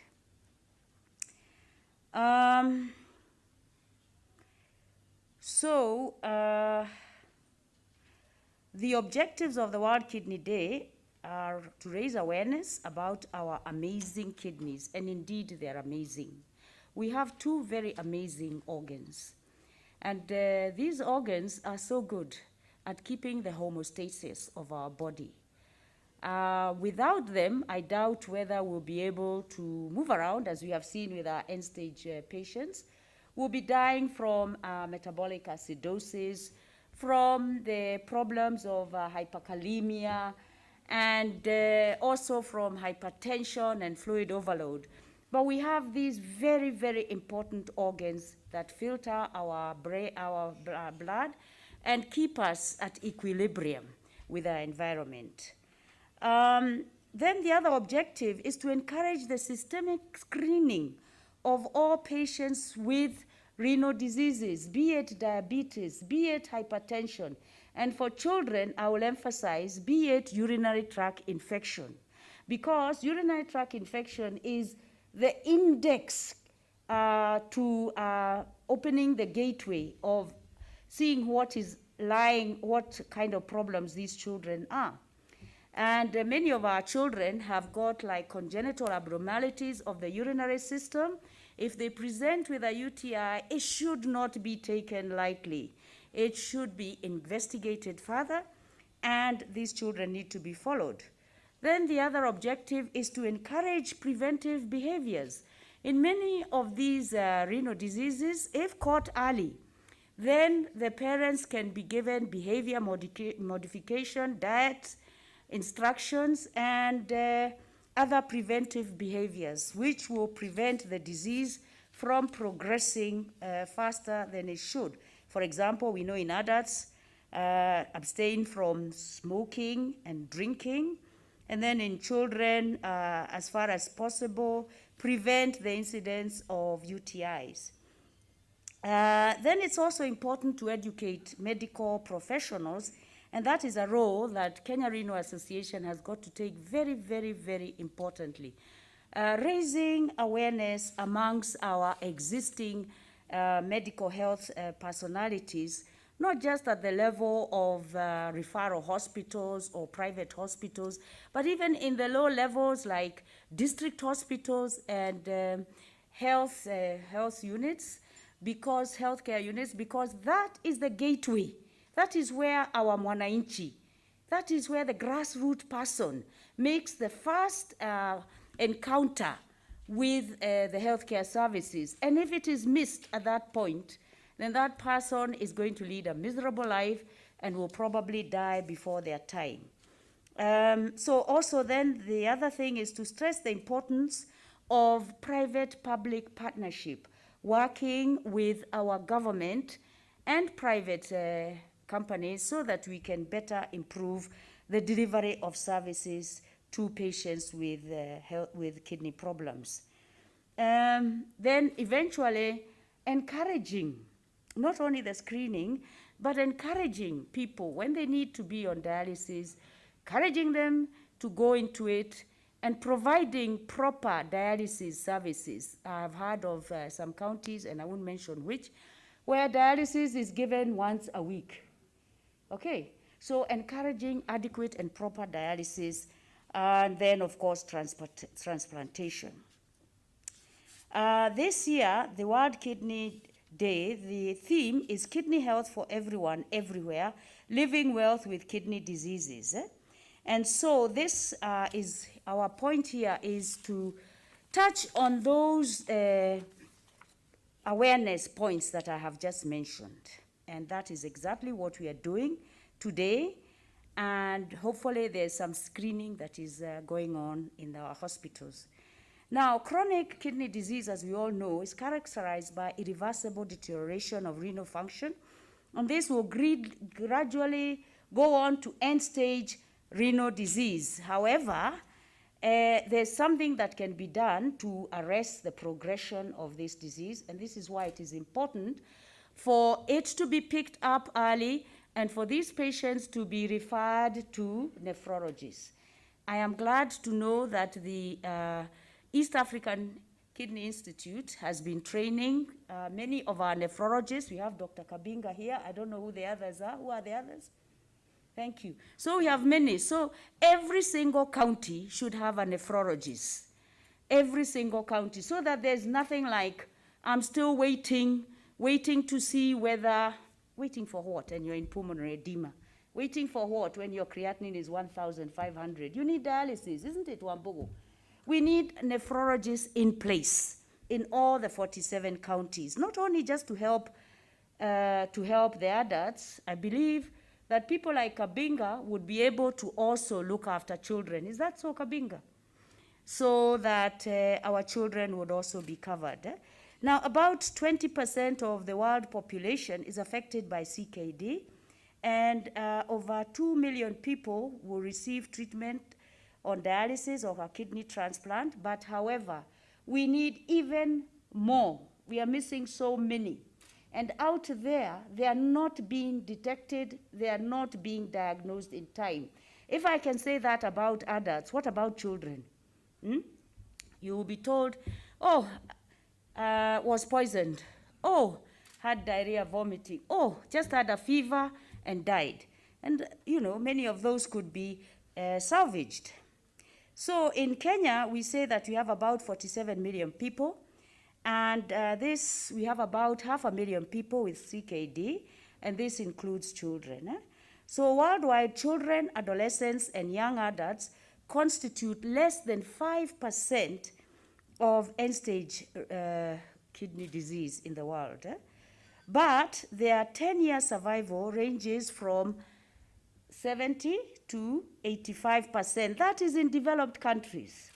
In this country, we can say that probably their 10-year survival could be even 5 years or 10 years, because they will not fall into the hands of a nephrologist. They will probably live their lives under the care of a clinical officer. If they are lucky, they may get into the hands of a pediatrician. Now, although these children represent a very small proportion, they are very challenging to manage. And the reason they are very difficult to manage, because you must manage their primary disease, but also you must manage their very many extra renal manifestations. Some are deaf, some are not growing, and they also have renal osteodystrophy, and they have a lot of metabolic disorders that you may have, congenital metabolic disorders, which you'll also have to deal with. So the development of end-stage renal disease compromises the life expectancy of these pediatric patients with an age-specific mortality rate for children receiving dialysis that is 30 to 150 times higher than their healthier peers. So once you're diagnosed as a pediatric patient with end-stage renal diseases, then your outcome and your possibility of dying is very high. So we know that the leading causes of CKD in adults is, they keep singing about it, it's diabetes and hypertension. However, in children, it is really, it's a huge spectrum. So we have things like congenital abnormalities of the kidney and urinary tract, that's CACUT, where you have ectopic kidneys, you have fused kidneys, you have obstructive uropathy, hypoplastic or dysplastic kidneys, reflux and reflux uropathy. And then you have this thing called focal segmental glomerulosclerosis, which is a variant of the childhood nephrotic syndrome, but we tend to see more of that in developing countries. In South Africa, India, and here, we see more of the FSSG rather than the minimal change nephrotic syndrome. And unfortunately, that in the long run is going to end up with CKD and, of course, end-stage renal diseases. Then we have all these polycystic diseases, autosomal recessive and autosomal dominant types. Then in developing countries, well, we also have metabolic disorders, which can also lead to like cystinuria, cystinosis, and so on. In developing countries, we will not forget about gastroenteritis and diarrheal diseases and infectious diseases. And if these are not picked up, then these children will end up with AKI. If not treated, they'll die. If treated and not followed up, they'll end up with CKD and end-stage renal disease. As we know that the Kenya government has done a very good job, it has set up hemodialysis units in all the 47 counties. But my question is, are those dialysis units functional for children? And the answer is no. Probably the only one that is able to serve children is the one in Eldoret and the renal unit at Kenyatta. Many times I've had children who have driven in an ambulance from Kisumu to Nairobi coming for dialysis, peritoneal dialysis, which is a simple modality which could have been done at source. So, and those are parents who have afforded. What about for those who can't afford? They die at source. So this peritoneal dialysis is so important, especially because it's the easy modality and it can be easily taught to ordinary pediatricians, and the surgeons who are there can insert a catheter for them and they go to business. So this really needs to be spread throughout the world, throughout Kenya in particular. Right now, I'm glad to say that we are 6 pediatric nephrologists. The number may sound small, but at least it's a beginning. We have 3 in Nairobi, 1 in Mombasa, and 1 in Eldoret. And right now, there are also 5 who are in the East African Kidney Institute. Thank you, Dr. Mungai. And whom we are doing Zoom lecturing, and some, like Bashir, is doing on the spot, but I think Philip Kipkeru and myself, we do a lot of Zoom lecturing for them, and we are hoping that they will be able to come and join the workforce so that our children will be better served. So there's also a low demand and poor uptake of renal services and kidney transplants for children. And the reason, again, being is these diseases are not recognized and they're not diagnosed. And this is why there's such a low uptake. There's lack of funding for peritoneal dialysis by the NHIF. We know that the NHIF does fund for peritoneal dialysis in the acute phase, but I think they'll do maybe, is it 2 per week? So when you have like a newborn child, and this newborn child, you're going to do peritoneal dialysis, he's got AKI, you only need to dialyze this child maybe for 5 days. And then NHIF will only pay for 2 days, whereas they can actually pay for the 5 days. Because when you look at the consideration of an adult who is on end-stage renal disease and has been dialyzing for the last 2 years, then the amount of money he's using is so much more than this little infant. And this acute peritoneal dialysis that you're going to do for this child is life-saving, and that child may become, tomorrow, maybe the Twahils and the Professor Mungais of this country.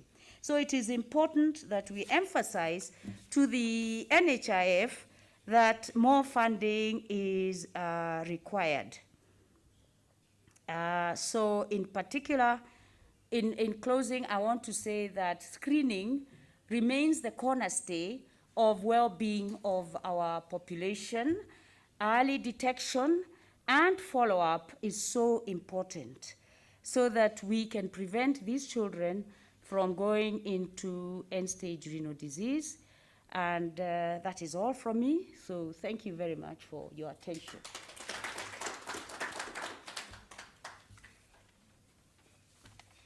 Thank you very, very much, Dr. Doris Kinuthia. I think you can feel the passion coming from her when it comes to taking care of the pediatric age group. Mr. Osoro, I'm sure you've had the challenge. Peritoneal dialysis remains something we are all keen to have take off in the country, and especially when we are talking about patient-centered care. If patients can be offered a realistic option of dialyzing at home at their convenience using peritoneal dialysis, I assure you many of them will go for that option. Hemodialysis sometimes proves economically catastrophic to our patients since very few of them are able to retain jobs when they are absent from work 2 times a week. Now, ladies and gentlemen, we are approaching the finale of these speeches. However, we need now to hear properly from the chair of the Kenya Renal Association so that he can speak to us about where we are in nephrology today as a country and where we want to be in future. And following that, he'll also introduce the main speaker of the day from NHIF, who are really our friends and partners, without whom we would really not be able to achieve much. Dr. Twahir, karibu sana.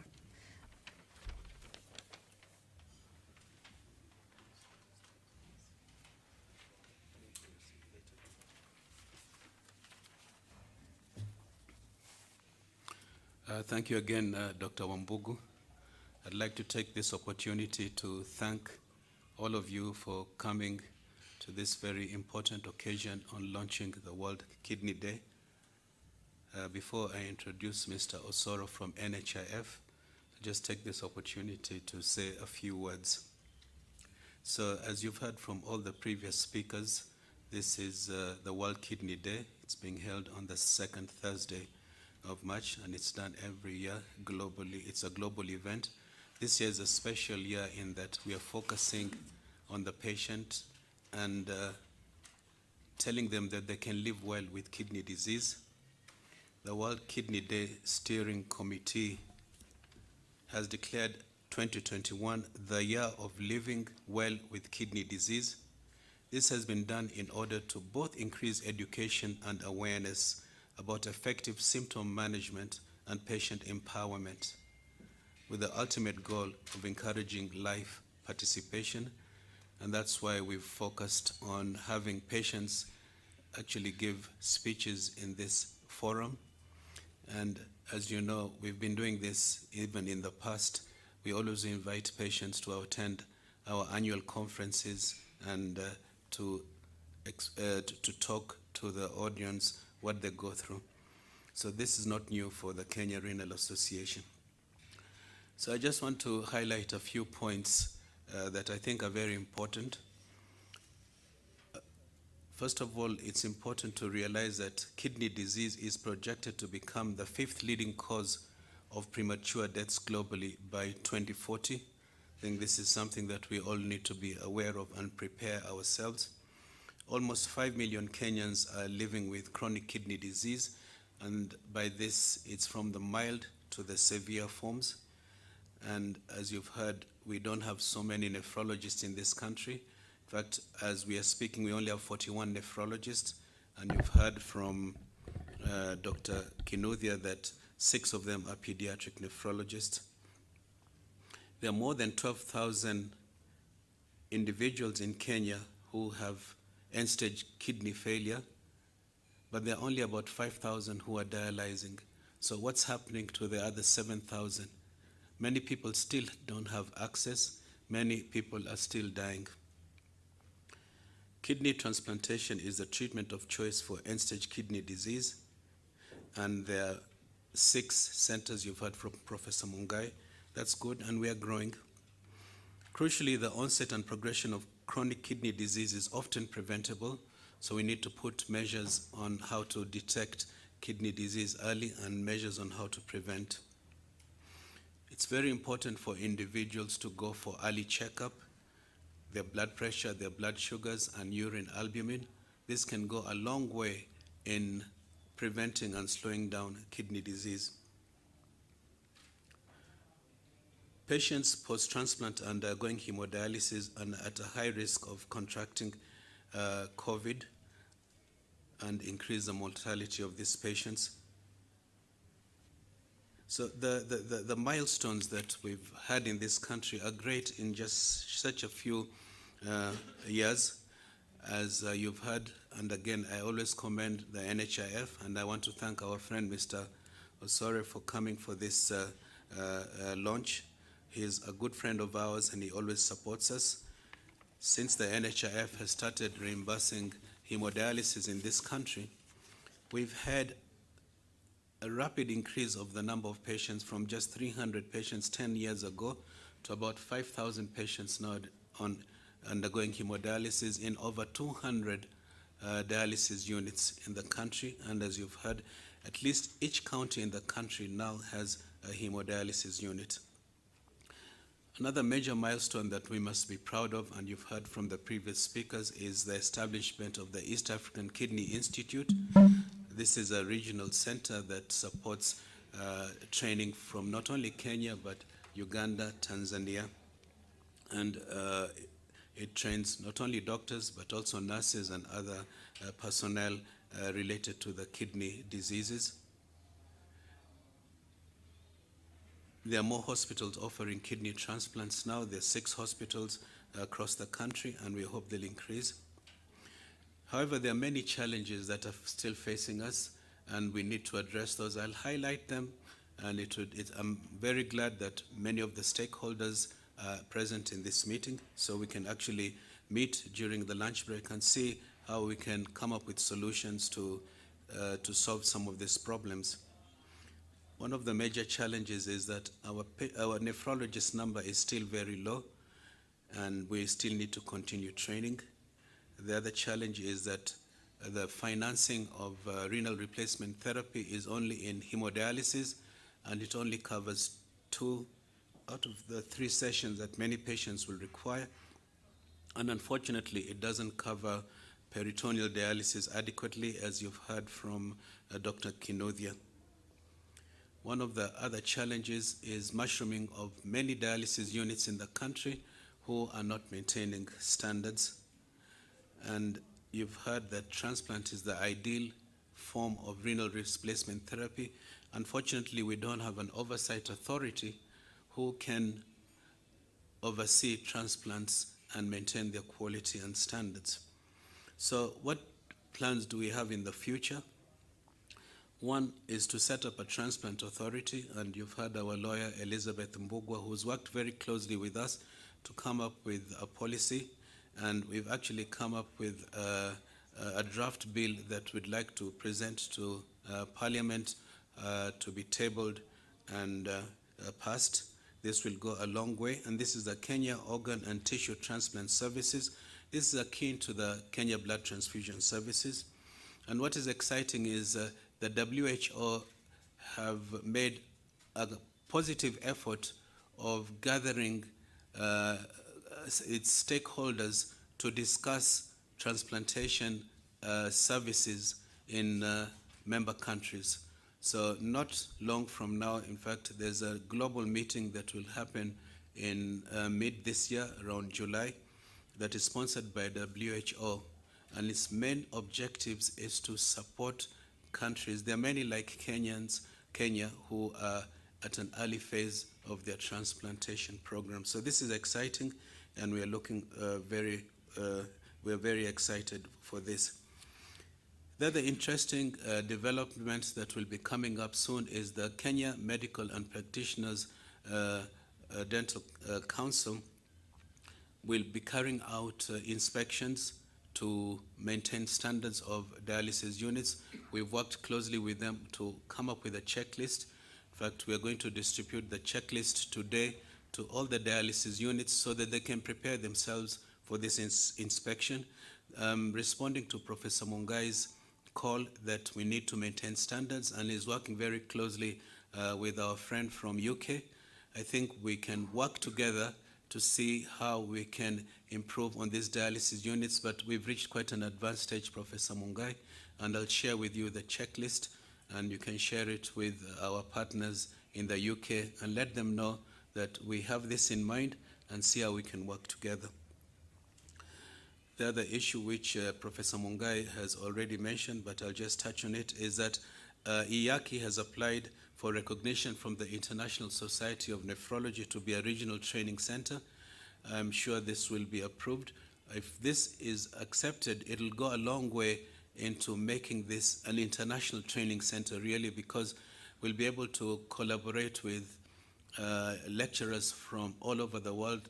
They will be supported by the International Society of Nephrology, both in their transport and all the other expenses that will be required for them to educate our students at the institute. The other thing that is exciting, and we've been pushing for the NHIF to support a third dialysis session for a long time, and I think that they're soon going to allow this, and this will go a long way into improving the quality of our dialysis patients, because many patients, 2 sessions is not enough. There are a few patients who have some residual renal function. Those ones can get away with 2 sessions, but the majority can't. Many of them will be left with quite a little bit of fluid. Others will have very poor blood pressures, and this increases their mortalities. So thank you, NHIF.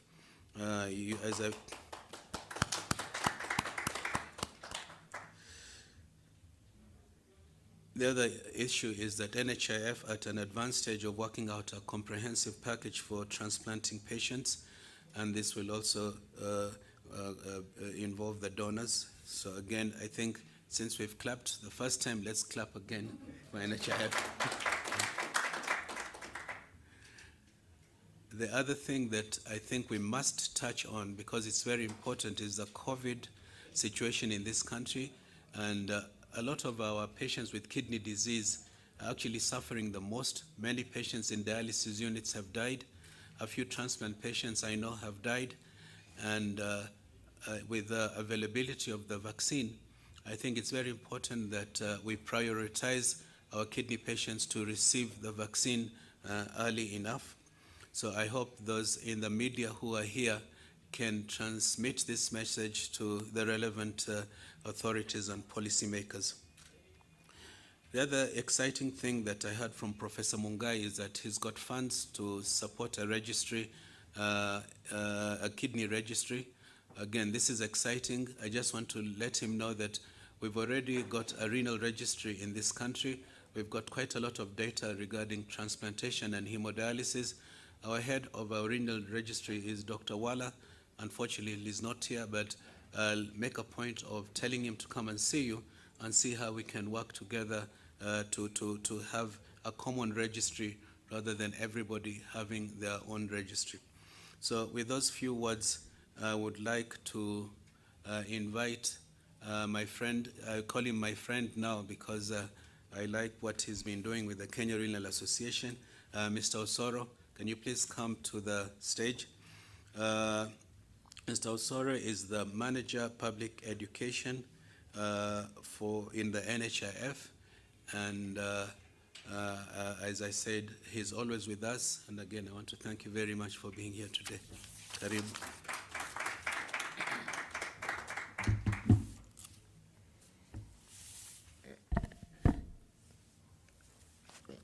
Thank you, Dr. Hamed Twalib.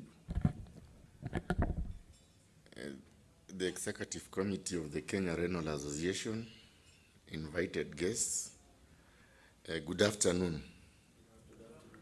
For this matter, my name is Gilbert Mogambi Osoro. I serve as the Manager Public Education at the National Hospital Insurance Fund. I wish to extend our sincere gratitude to Kenya Renal Association for having invited us to be part of this forum this afternoon. Our presence here this afternoon is testament to how we seriously take matters of Kenya Renal Association, and as one of the partners of NHIF, we really feel appreciated. On behalf of the Board of Management of NHIF, kindly accept our sincere appreciation.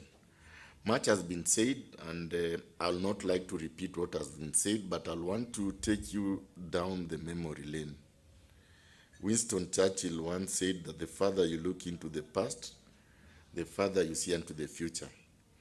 I'd like to remind ourselves that the NHIF rolled out the renal benefits package in the year 2010 when it was promulgated by the Board of Management.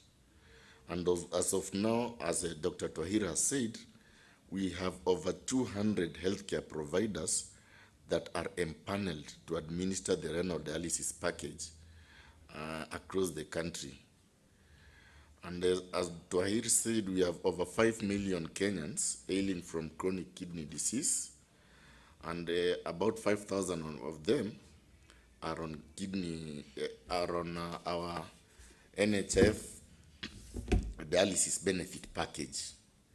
You can see that over the years, the number of patients has been increasing exponentially from around about 300 to over 5,000 in the year 2021. We do also have the kidney transplant benefit package that was also promulgated by the board in the year 2010, and it includes, among other things, the actual transplantation, which is covered under the surgical package. For members of the managed scheme, we do cater for organ testing. And when I talk of managed schemes, at NHIF, we do administer 2 schemes. We have the national scheme, or super cover. Normally, nasikia munaita ile scheme ya Mama Mboga, whereby we do, members contribute a premium of 500 shillings per month. We also have the managed schemes or corporate schemes. We are talking of civil servants, members of the National Police and Kenya Prisons, and the government parastatals who have procured a comprehensive medical cover with NHIF. For those, we cater for organ testing, and we cater for the pre-test costs of organ donor identification up to a maximum of 2 donors. Unfortunately, we do not cater for donor testing for the members of the national scheme, but I want to believe as we move on to universal health coverage, it will be considered. The other benefit package that is available to members who hail from end-stage kidney disease is the radiology package, whereby we do cater for MRI and CT scan. For members of managed schemes or corporate schemes, we also cater for the ultrasound and the X-ray. For the kidney transplant procedure, NHIF has issued clear-cut guidelines to the administrators of the transplant benefit package, which includes, among others, pre-transplant, intra-transplant, immediate post-transplant, and inpatient care. We also cater for hospital stay for the donor. For the national scheme, we pay $500,000, though I'm aware to Ahira and the rest of the team it may not be sufficient because a baseline survey done indicated that a typical transplant costs in excess of 700,000. Now, the transplant process that we have defined in NHIF includes, among others, case detection and evaluation, that is pre-transplant work on the donor and the recipient, organ harvesting and the surgical transplant process, including hospitalization up to discharge for members of both the national scheme and the corporate schemes. For members of the managed schemes, post-transplant medication. We are in receipt of a petition that was issued by patients and the Kenya Renal Association to consider post-transplant medication, and it's one of the things that has been considered as we come up with the UHC benefit package. Remember, Agenda 4 of the Jubilee administration was 100% attainment of universal health coverage, and it is in sync with the theme of this year of World Kidney Disease Day, that is living well with kidney disease. Remember, UHC's defined as ensuring people have access to the much needed healthcare services that include preventive, promotive, rehabilitative, curative, and palliative healthcare without exposure to out-of-pocket catastrophic expenditure. So, as we move ahead, I want to assure you that the government has the concerns of patients at heart.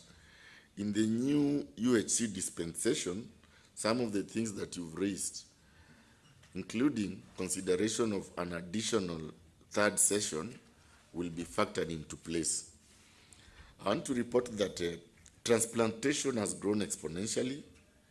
In the year 2018-2019, for members of the managed schemes, we had 77 members undergoing kidney transplantation, and for the national scheme or the super cover, 69 members underwent kidney transplantation. We note that both packages have grown. If you look at the audited accounts for the year 2016-2017, renal dialysis consumed 1.2 billion.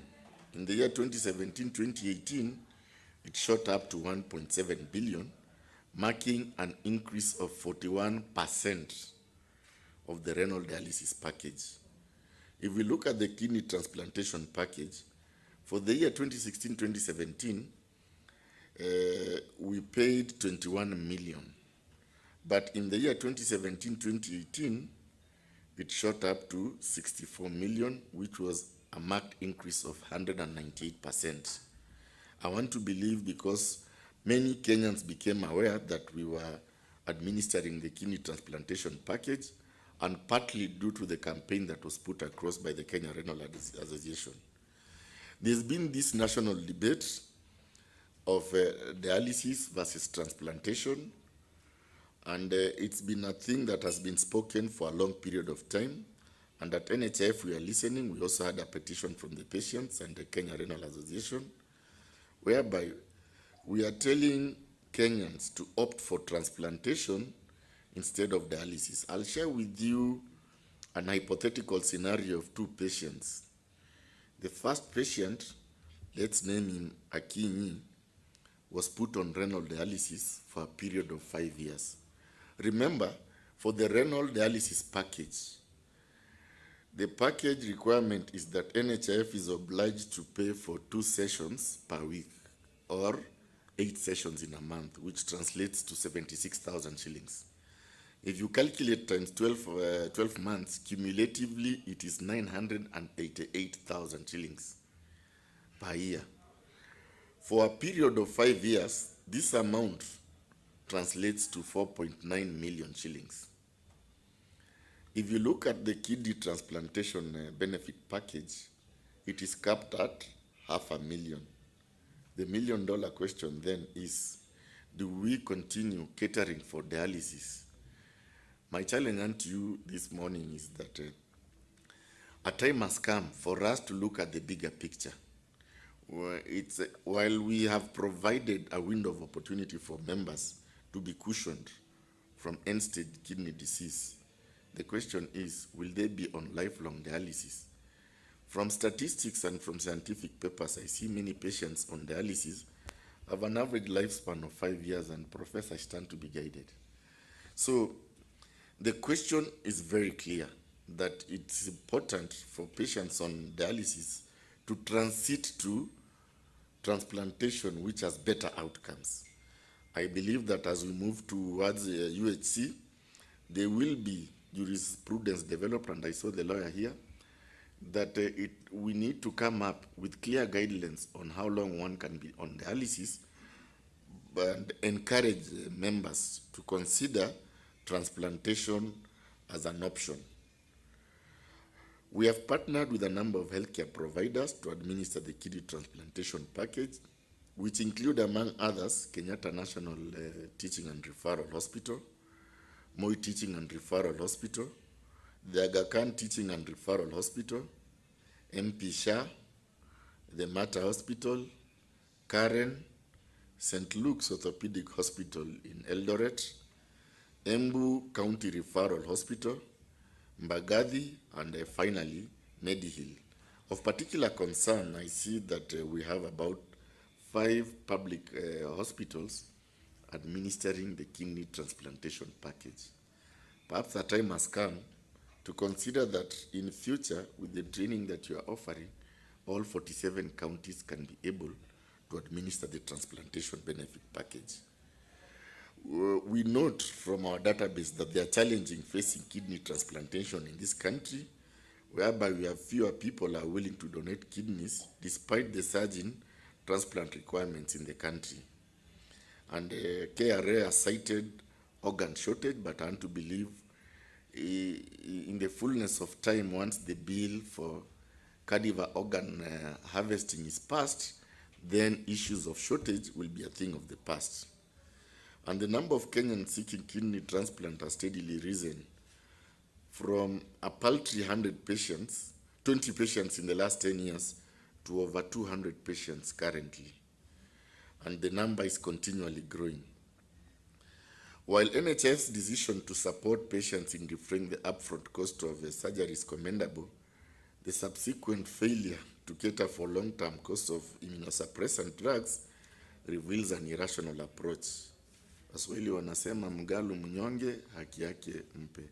Indeed, a time has come for us to think out of the box on how we can consider patients who have undergone transplantation.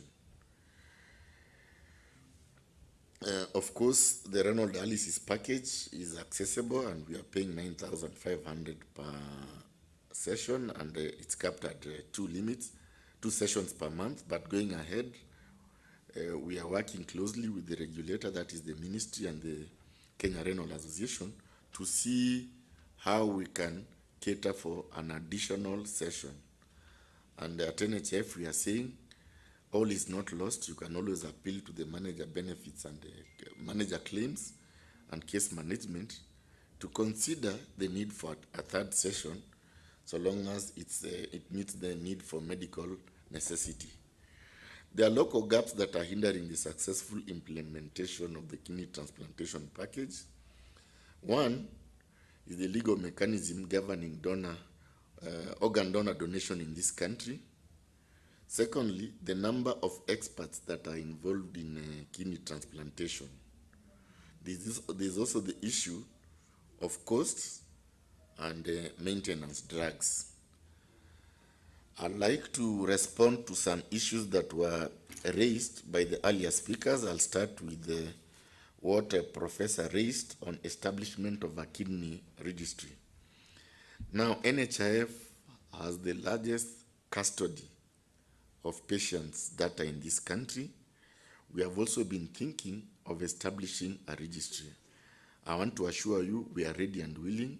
We can harvest the utilization data that is present in our system, share with the Kenya Renal Association and IACI, and establish mechanism of coming up with a single registry that cuts across all bodies. Because one of the things that we are saying in NHIF is we need to plan upfront for these patients who are undergoing dialysis and transplantation. Towards that end, we have established a vibrant unit that is doing data analysis and business intelligence. Going ahead, we'll be able to share the registry with you. If need be, we can make a follow-up meeting with the IACI to see how we can make this a reality. On the issue of partnerships in the review of the renal dialysis package, yes, we received your submissions. It's being looked into with both the ministry and NHIF, so that as we roll out UHC, we speak from the same page. On the issue of mushrooming of dialysis units, yes, I wish to confirm that there's been an outbreak of businessmen opening dialysis units. The million-dollar question is whether these units are up to the required medical standards. And we've seen a number of challenges, and we wish to confirm indeed that one of the things we are considering going ahead, in the near future, there is need to review on how we accredit dialysis units. I'm aware some of them are actually in buildings, in story buildings, some of them are actually above other places I would not like to name, but we would like to partner with you. We would want to establish clear-cut rules pertaining to accreditation. Secondly, we will also want to partner with you because we are about to roll out the new contracting period for the financial year 2021 to 2024. We do not want to repeat the mistakes of the past whereby we accredited facilities wholesomely. I'll get in touch with you and link you up with the manager benefits and contracting so that before we embark on this exercise, which is supposed to start in the next 2 months, we agree on modalities on how such facilities can be brought on board. With those very many remarks, I wish to thank Kenya Renal Association and the entire committee who organized today's forum for inviting us, and we look forward to work with you closely in the near future. Thank you and God bless you.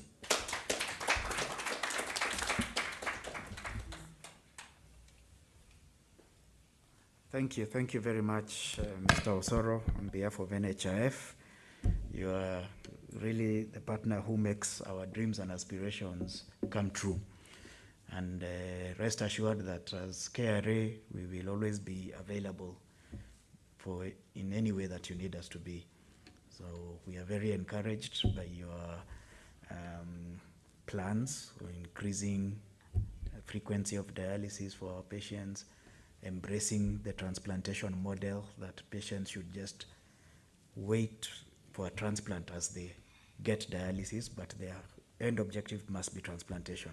And of course, it will be very good if they are assured that the post-transplant medication will be supported by NHIF.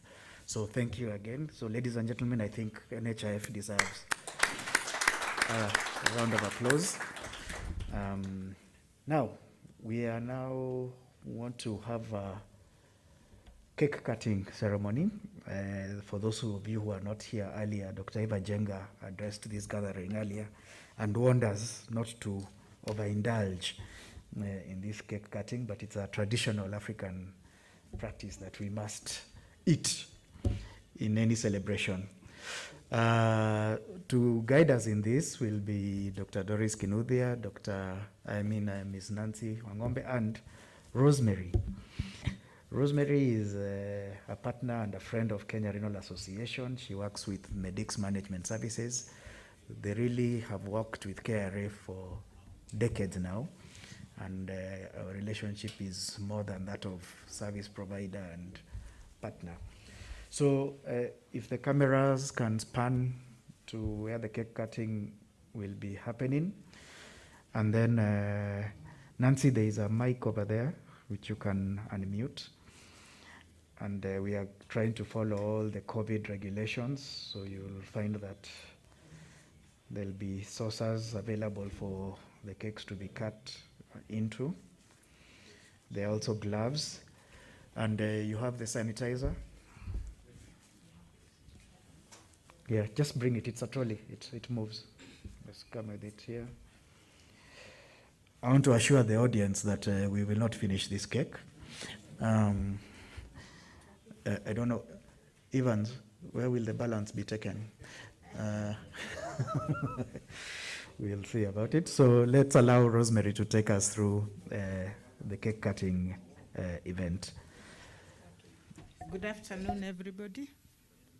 I think we didn't start with a prayer, and it is important to remember our Almighty God. So let's all stand and pray. And may I also ask the birthday girl to join the cake cutting table? Okay, let's pray. Our Heavenly Father, we come before you this afternoon with thanksgiving, O Lord. We want to thank you for this day, Jehovah God. It's a great day for our patients, our renal patients, O Jehovah God. We want to thank you for the doctors who have been taking care of them, O Jehovah God. We know you are the healer, but they treat the patient, O Jehovah God. Without you, we cannot go anywhere, O Jehovah God. We want to thank you for the committee of World Kidney Day, the Kenya Renal Association, Jehovah God, who have been waking up early in the morning on Zoom to plan this day. We want to thank you that it has been a success, O Jehovah God. We have seen your hand, O Jehovah God. Now we are celebrating with the cake, O Jehovah God. We want to thank the one who has donated the cake, O Jehovah God, that you bless him in many ways, O Jehovah God, even in his business, O Jehovah God. We want to glorify you in Jesus' name. Amen. Asante sana. Now I'll give the mic to the mother of Kenya Renal Association, Doris Kinuthia.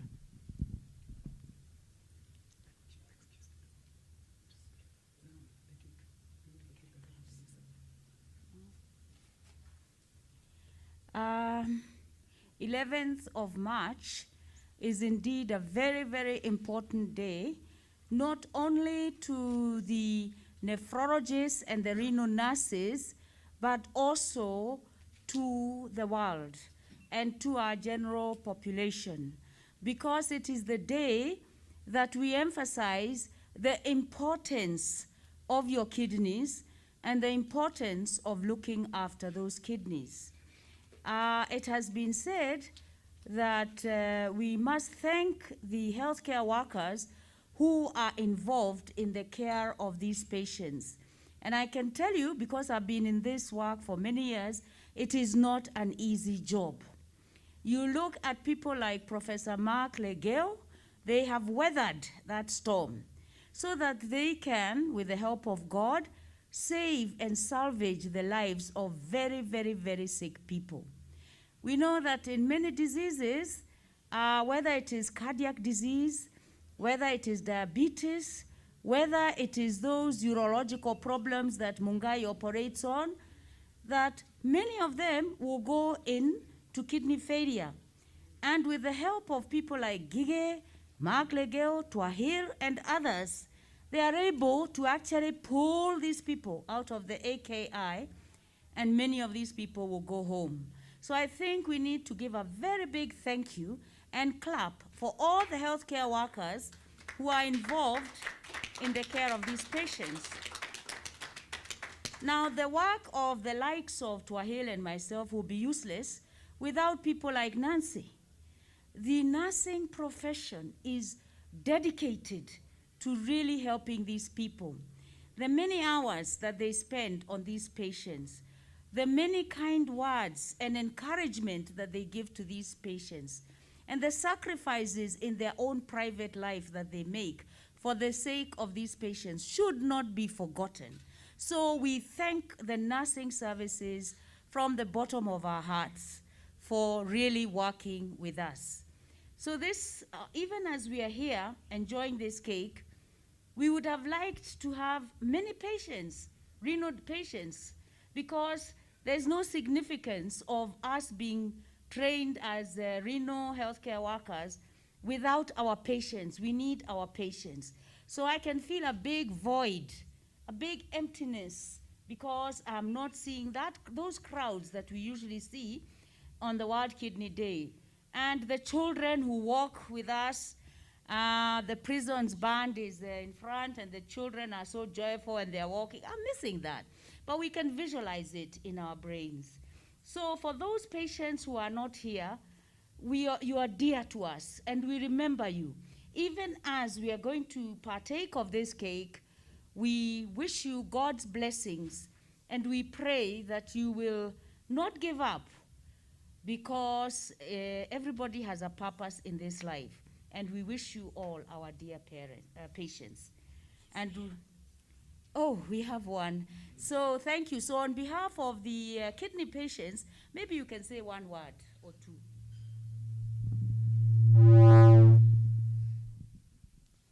Okay, thank you. Tangao nilikuwa nimeongea, ningeshukuru tu siku ya leo sababu tumeongea mengi na ninafurahia sababu kwanza NHIF wamesema wataangalia maneno tulikuwa tumesema, na ningetaka kushukuru madaktari wangu wote ambao wako hapa, nurses na nyinyi nyote, na niwaambie tuendelee na moyo huo, mtushikilie ndio hata sisi tusukume hii maisha. Information, please let this information reach our people there down. Thank you.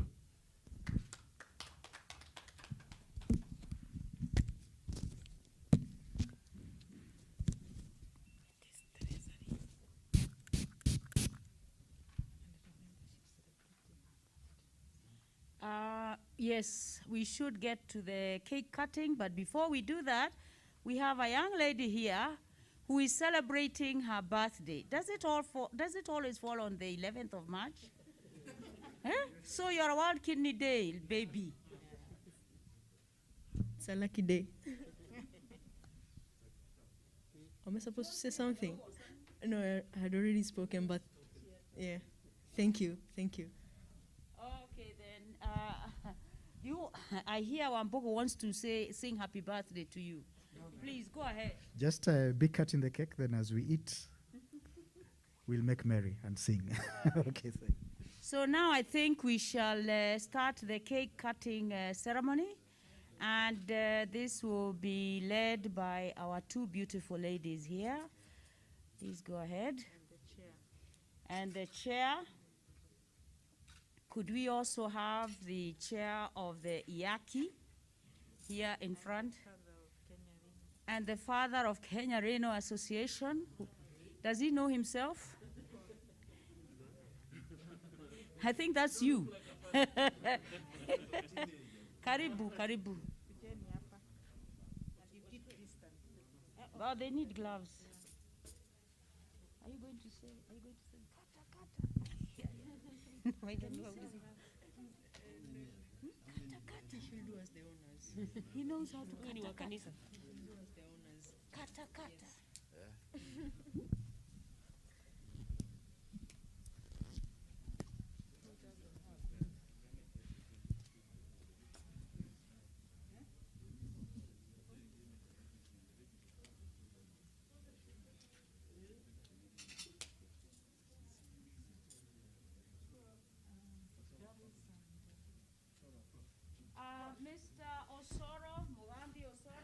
Mr. Osoro, of course you have to be here. Now a great friend of this fraternity, and we want you by our side all the time.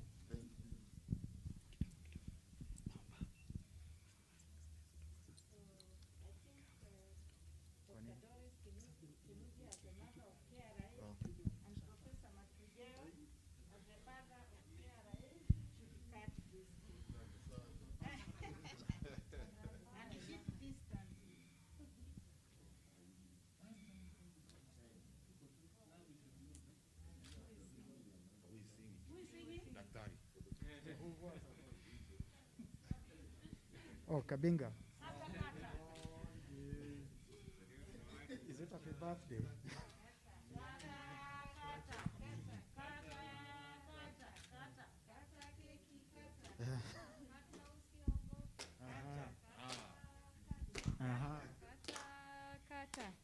Kata keki kata. Kata usiogope.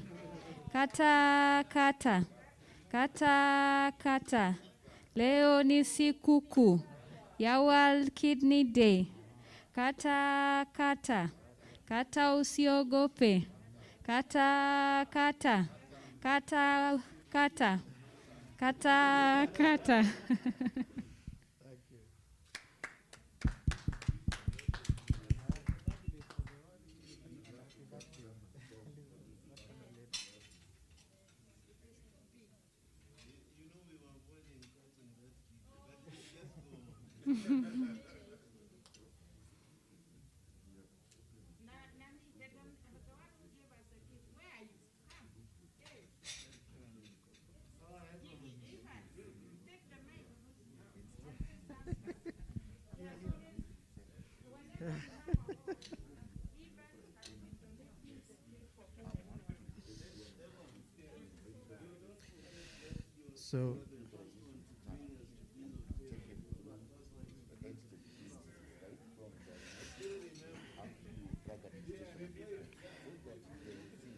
So, I think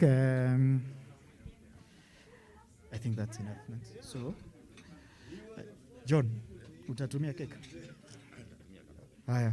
So I think let's start doing some commemorative feeding. Elizabeth, you cannot go anywhere. And I think in keeping, Nancy, I think in keeping with the theme, the first person who should taste this cake is our patient. So John, leo tumekuruhusu utumie kadogo tu. Yeah. So mask, John. Usisahau. Okay. So let's clap as John takes a commemorative bite on behalf of all our patients for whom we wake up every day. Thank you very much, John. Then Prof. Macligeo, remove your mask. Oh, you are feeding your... Now everyone, yes, because of COVID, you will be given a saucer. So Macligeo is there. Tahir, karibia, upewe saucer yako.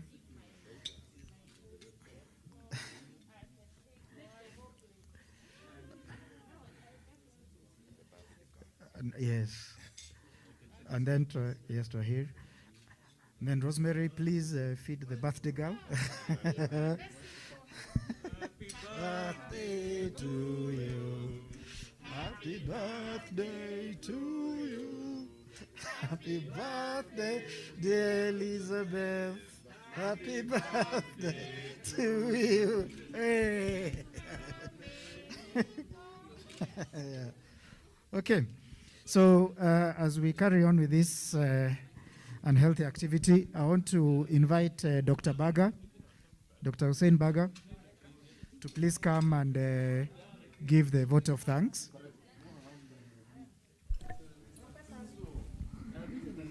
So, Dr. Baga.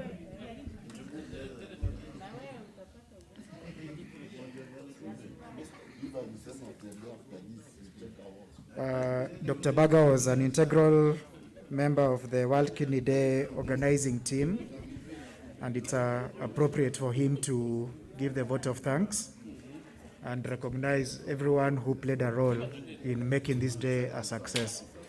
We recognize that there are activities going on countrywide, but we think we never walk this journey alone, and we have very many partners in the industry that help us achieve our objectives. So, Dr. Baga, karibu.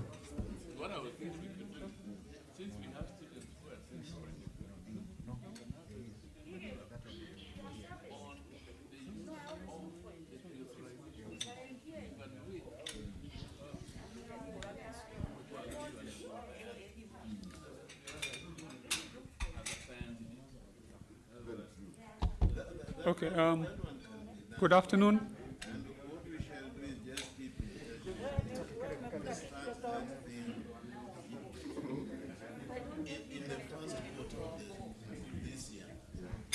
I know all of you respect me a lot. You're all standing for me, but please kindly sit down. There's too much respect.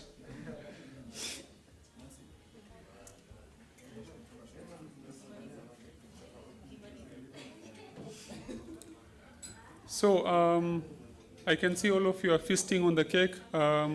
Remember what Dr. Ivan Jenga told us? That after this we are supposed to go back onto the treadmills. Okay, I think this is part of the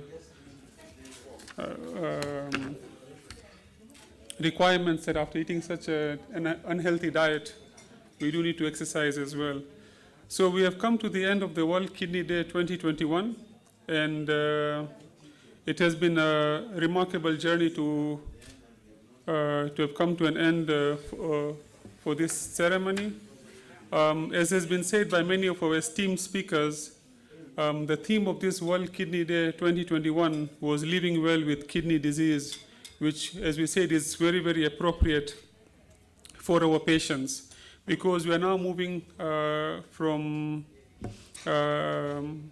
we're actually moving towards patient-centered care now. As also mentioned earlier on, the prevalence of chronic kidney disease is increasing worldwide as well as in Kenya, and so is the mortality from chronic kidney disease. And it was quite good and refreshing to hear that our partners from NHIF are willing to walk the journey with us to improve healthcare delivery to our chronic kidney disease patients. Now, normally we hold this event at Uhuru Park, as was mentioned earlier, where we hold many activities like walks and very many speeches and screening programs held at Uhuru Park. But unfortunately, because of the challenges due to the COVID-19 pandemic, we could not hold this event at Uhuru Park. However, despite the current challenges that we are facing, the World Kidney Day Organizing Committee has done a wonderful job in coordinating and organizing the World Kidney Day celebration, which has taken place here at Kempinski as well as in various counties within the country. I would like to take this opportunity to thank the organizing committee members led by Dr. Ahmed Twahir, who is also the chairman of the Kenya Renal Association, for organizing this event. The committee met every week without fail, and it was very early in the morning that they were meeting to make this event a success. So a big round of applause to them, please. I would also like to thank our esteemed guests, Mr. Gilbert Osoro from NHIF, who has been instrumental in walking this journey with us, Dr. Elizabeth Kitau, from the representative and the CEO of Kenya Medical Association, our lawyer, our organ transplant lawyer, Elizabeth Mbugwa, for having taken the time out of their busy schedules to grace this occasion. The World Kidney Day celebration would never be a success without the support of our nurses, and I would like to heartfully thank Ms. Nancy Wangombe for being part of this World Kidney Day event. A big round of applause to all of our nephrology nurses, please. A special thanks to our transplant patient representative, Mr. Joab Wako, who, despite not being here with us, he managed to get time and do a Zoom call with us. And our dialysis patient representative, Mr. John Dungu, for being here with us. Thank you very much as well. A special thanks to our former KRA chairman and the father of KRA, Professor Mike Ligeo, Professor Mungai, the director of IACI, Dr. John Gigi, head of the renal unit at Kenyatta National Hospital, and Dr. Doris Kinuthia, our first and the senior most pediatric nephrologist, for being here. Thank you very much. Finally, I'd like to thank our sponsors, Synamed, represented by Mr. Manish Mehta, for graciously agreeing to sponsor this event at the Kempinski Hotel, and Mr. Ivan Zombari for providing us with such a beautiful cake. Thank you very much as well. I believe that by next year, the COVID-19 pandemic will be a thing of the past, and hopefully we shall host the next annual World Kidney Day celebrations at Uhuru Park like we have always done. Thank you once again, and have a blessed day.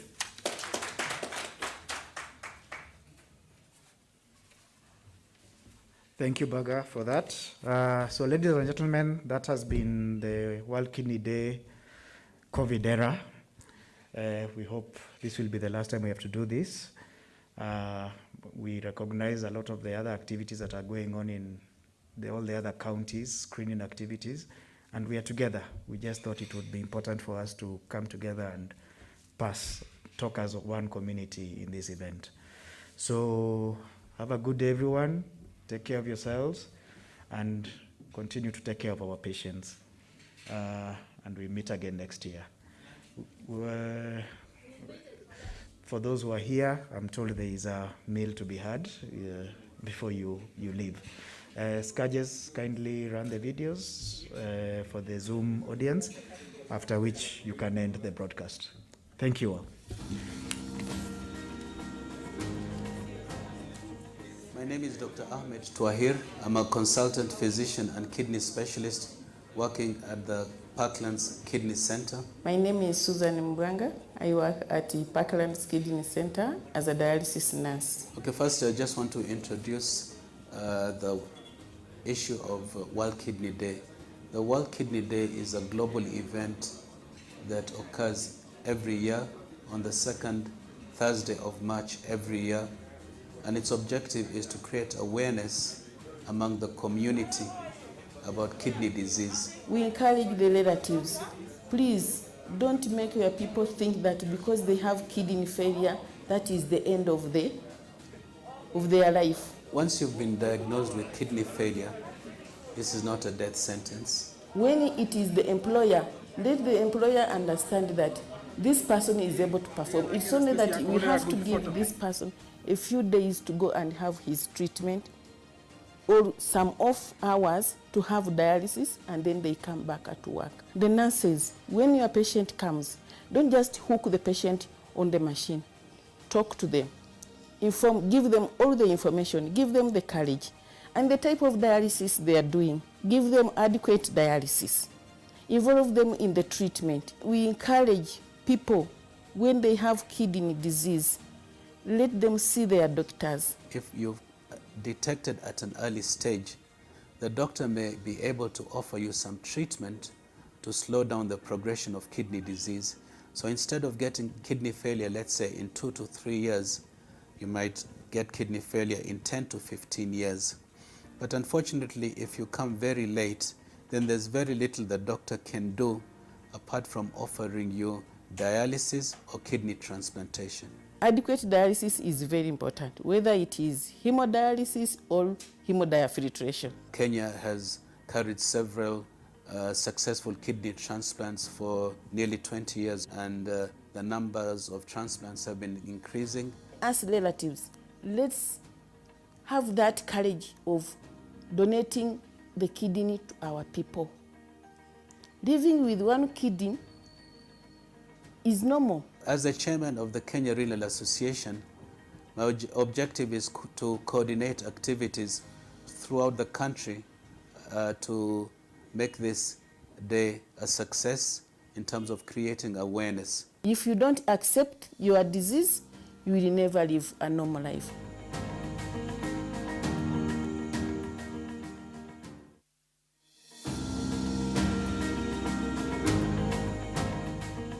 My name is Khalida Soki, and I'm a nephrologist, which is a kidney specialist. My name is Dr. Hussein Baga. I'm a consultant physician and a nephrologist working at the MP Shah Hospital here in Nairobi. The most common cause of chronic kidney disease in Kenya and worldwide is diabetes and high blood pressure. Other times, it is a failure of another organ, the liver or the heart, that affects the kidneys. Taking care of that illness will prevent the kidney failure. If you have reached end-stage kidney disease, then you have to be started either on dialysis or you have to get a kidney transplant done. Worldwide, it is estimated that 1.2 million people die of kidney disease every year. Kidneys are very sensitive. They are connected to all the other organs in the body. The important and key message to remember is that kidney disease is preventable, and we can slow down the progression of chronic kidney disease with the right medications, by controlling your blood pressures, by controlling your blood sugars. If you're obese, you need to lose weight, and you need to come for regular checkups to your doctors. The ability to treat the kidney early reserves the kidney function, and that is why screening and early detection is so important. The World Kidney Day is an event that is held annually on the second Thursday of March, and its main aim is to create awareness about kidney disease. There will be various screening programs at various hospitals in the major counties in the country, and everybody is invited. There'll be flyers and more information that is going to be posted on the social media regarding chronic kidney disease and how to prevent chronic kidney disease and how to live with chronic kidney disease. Our best option is to make sure that nobody progresses to kidney failure.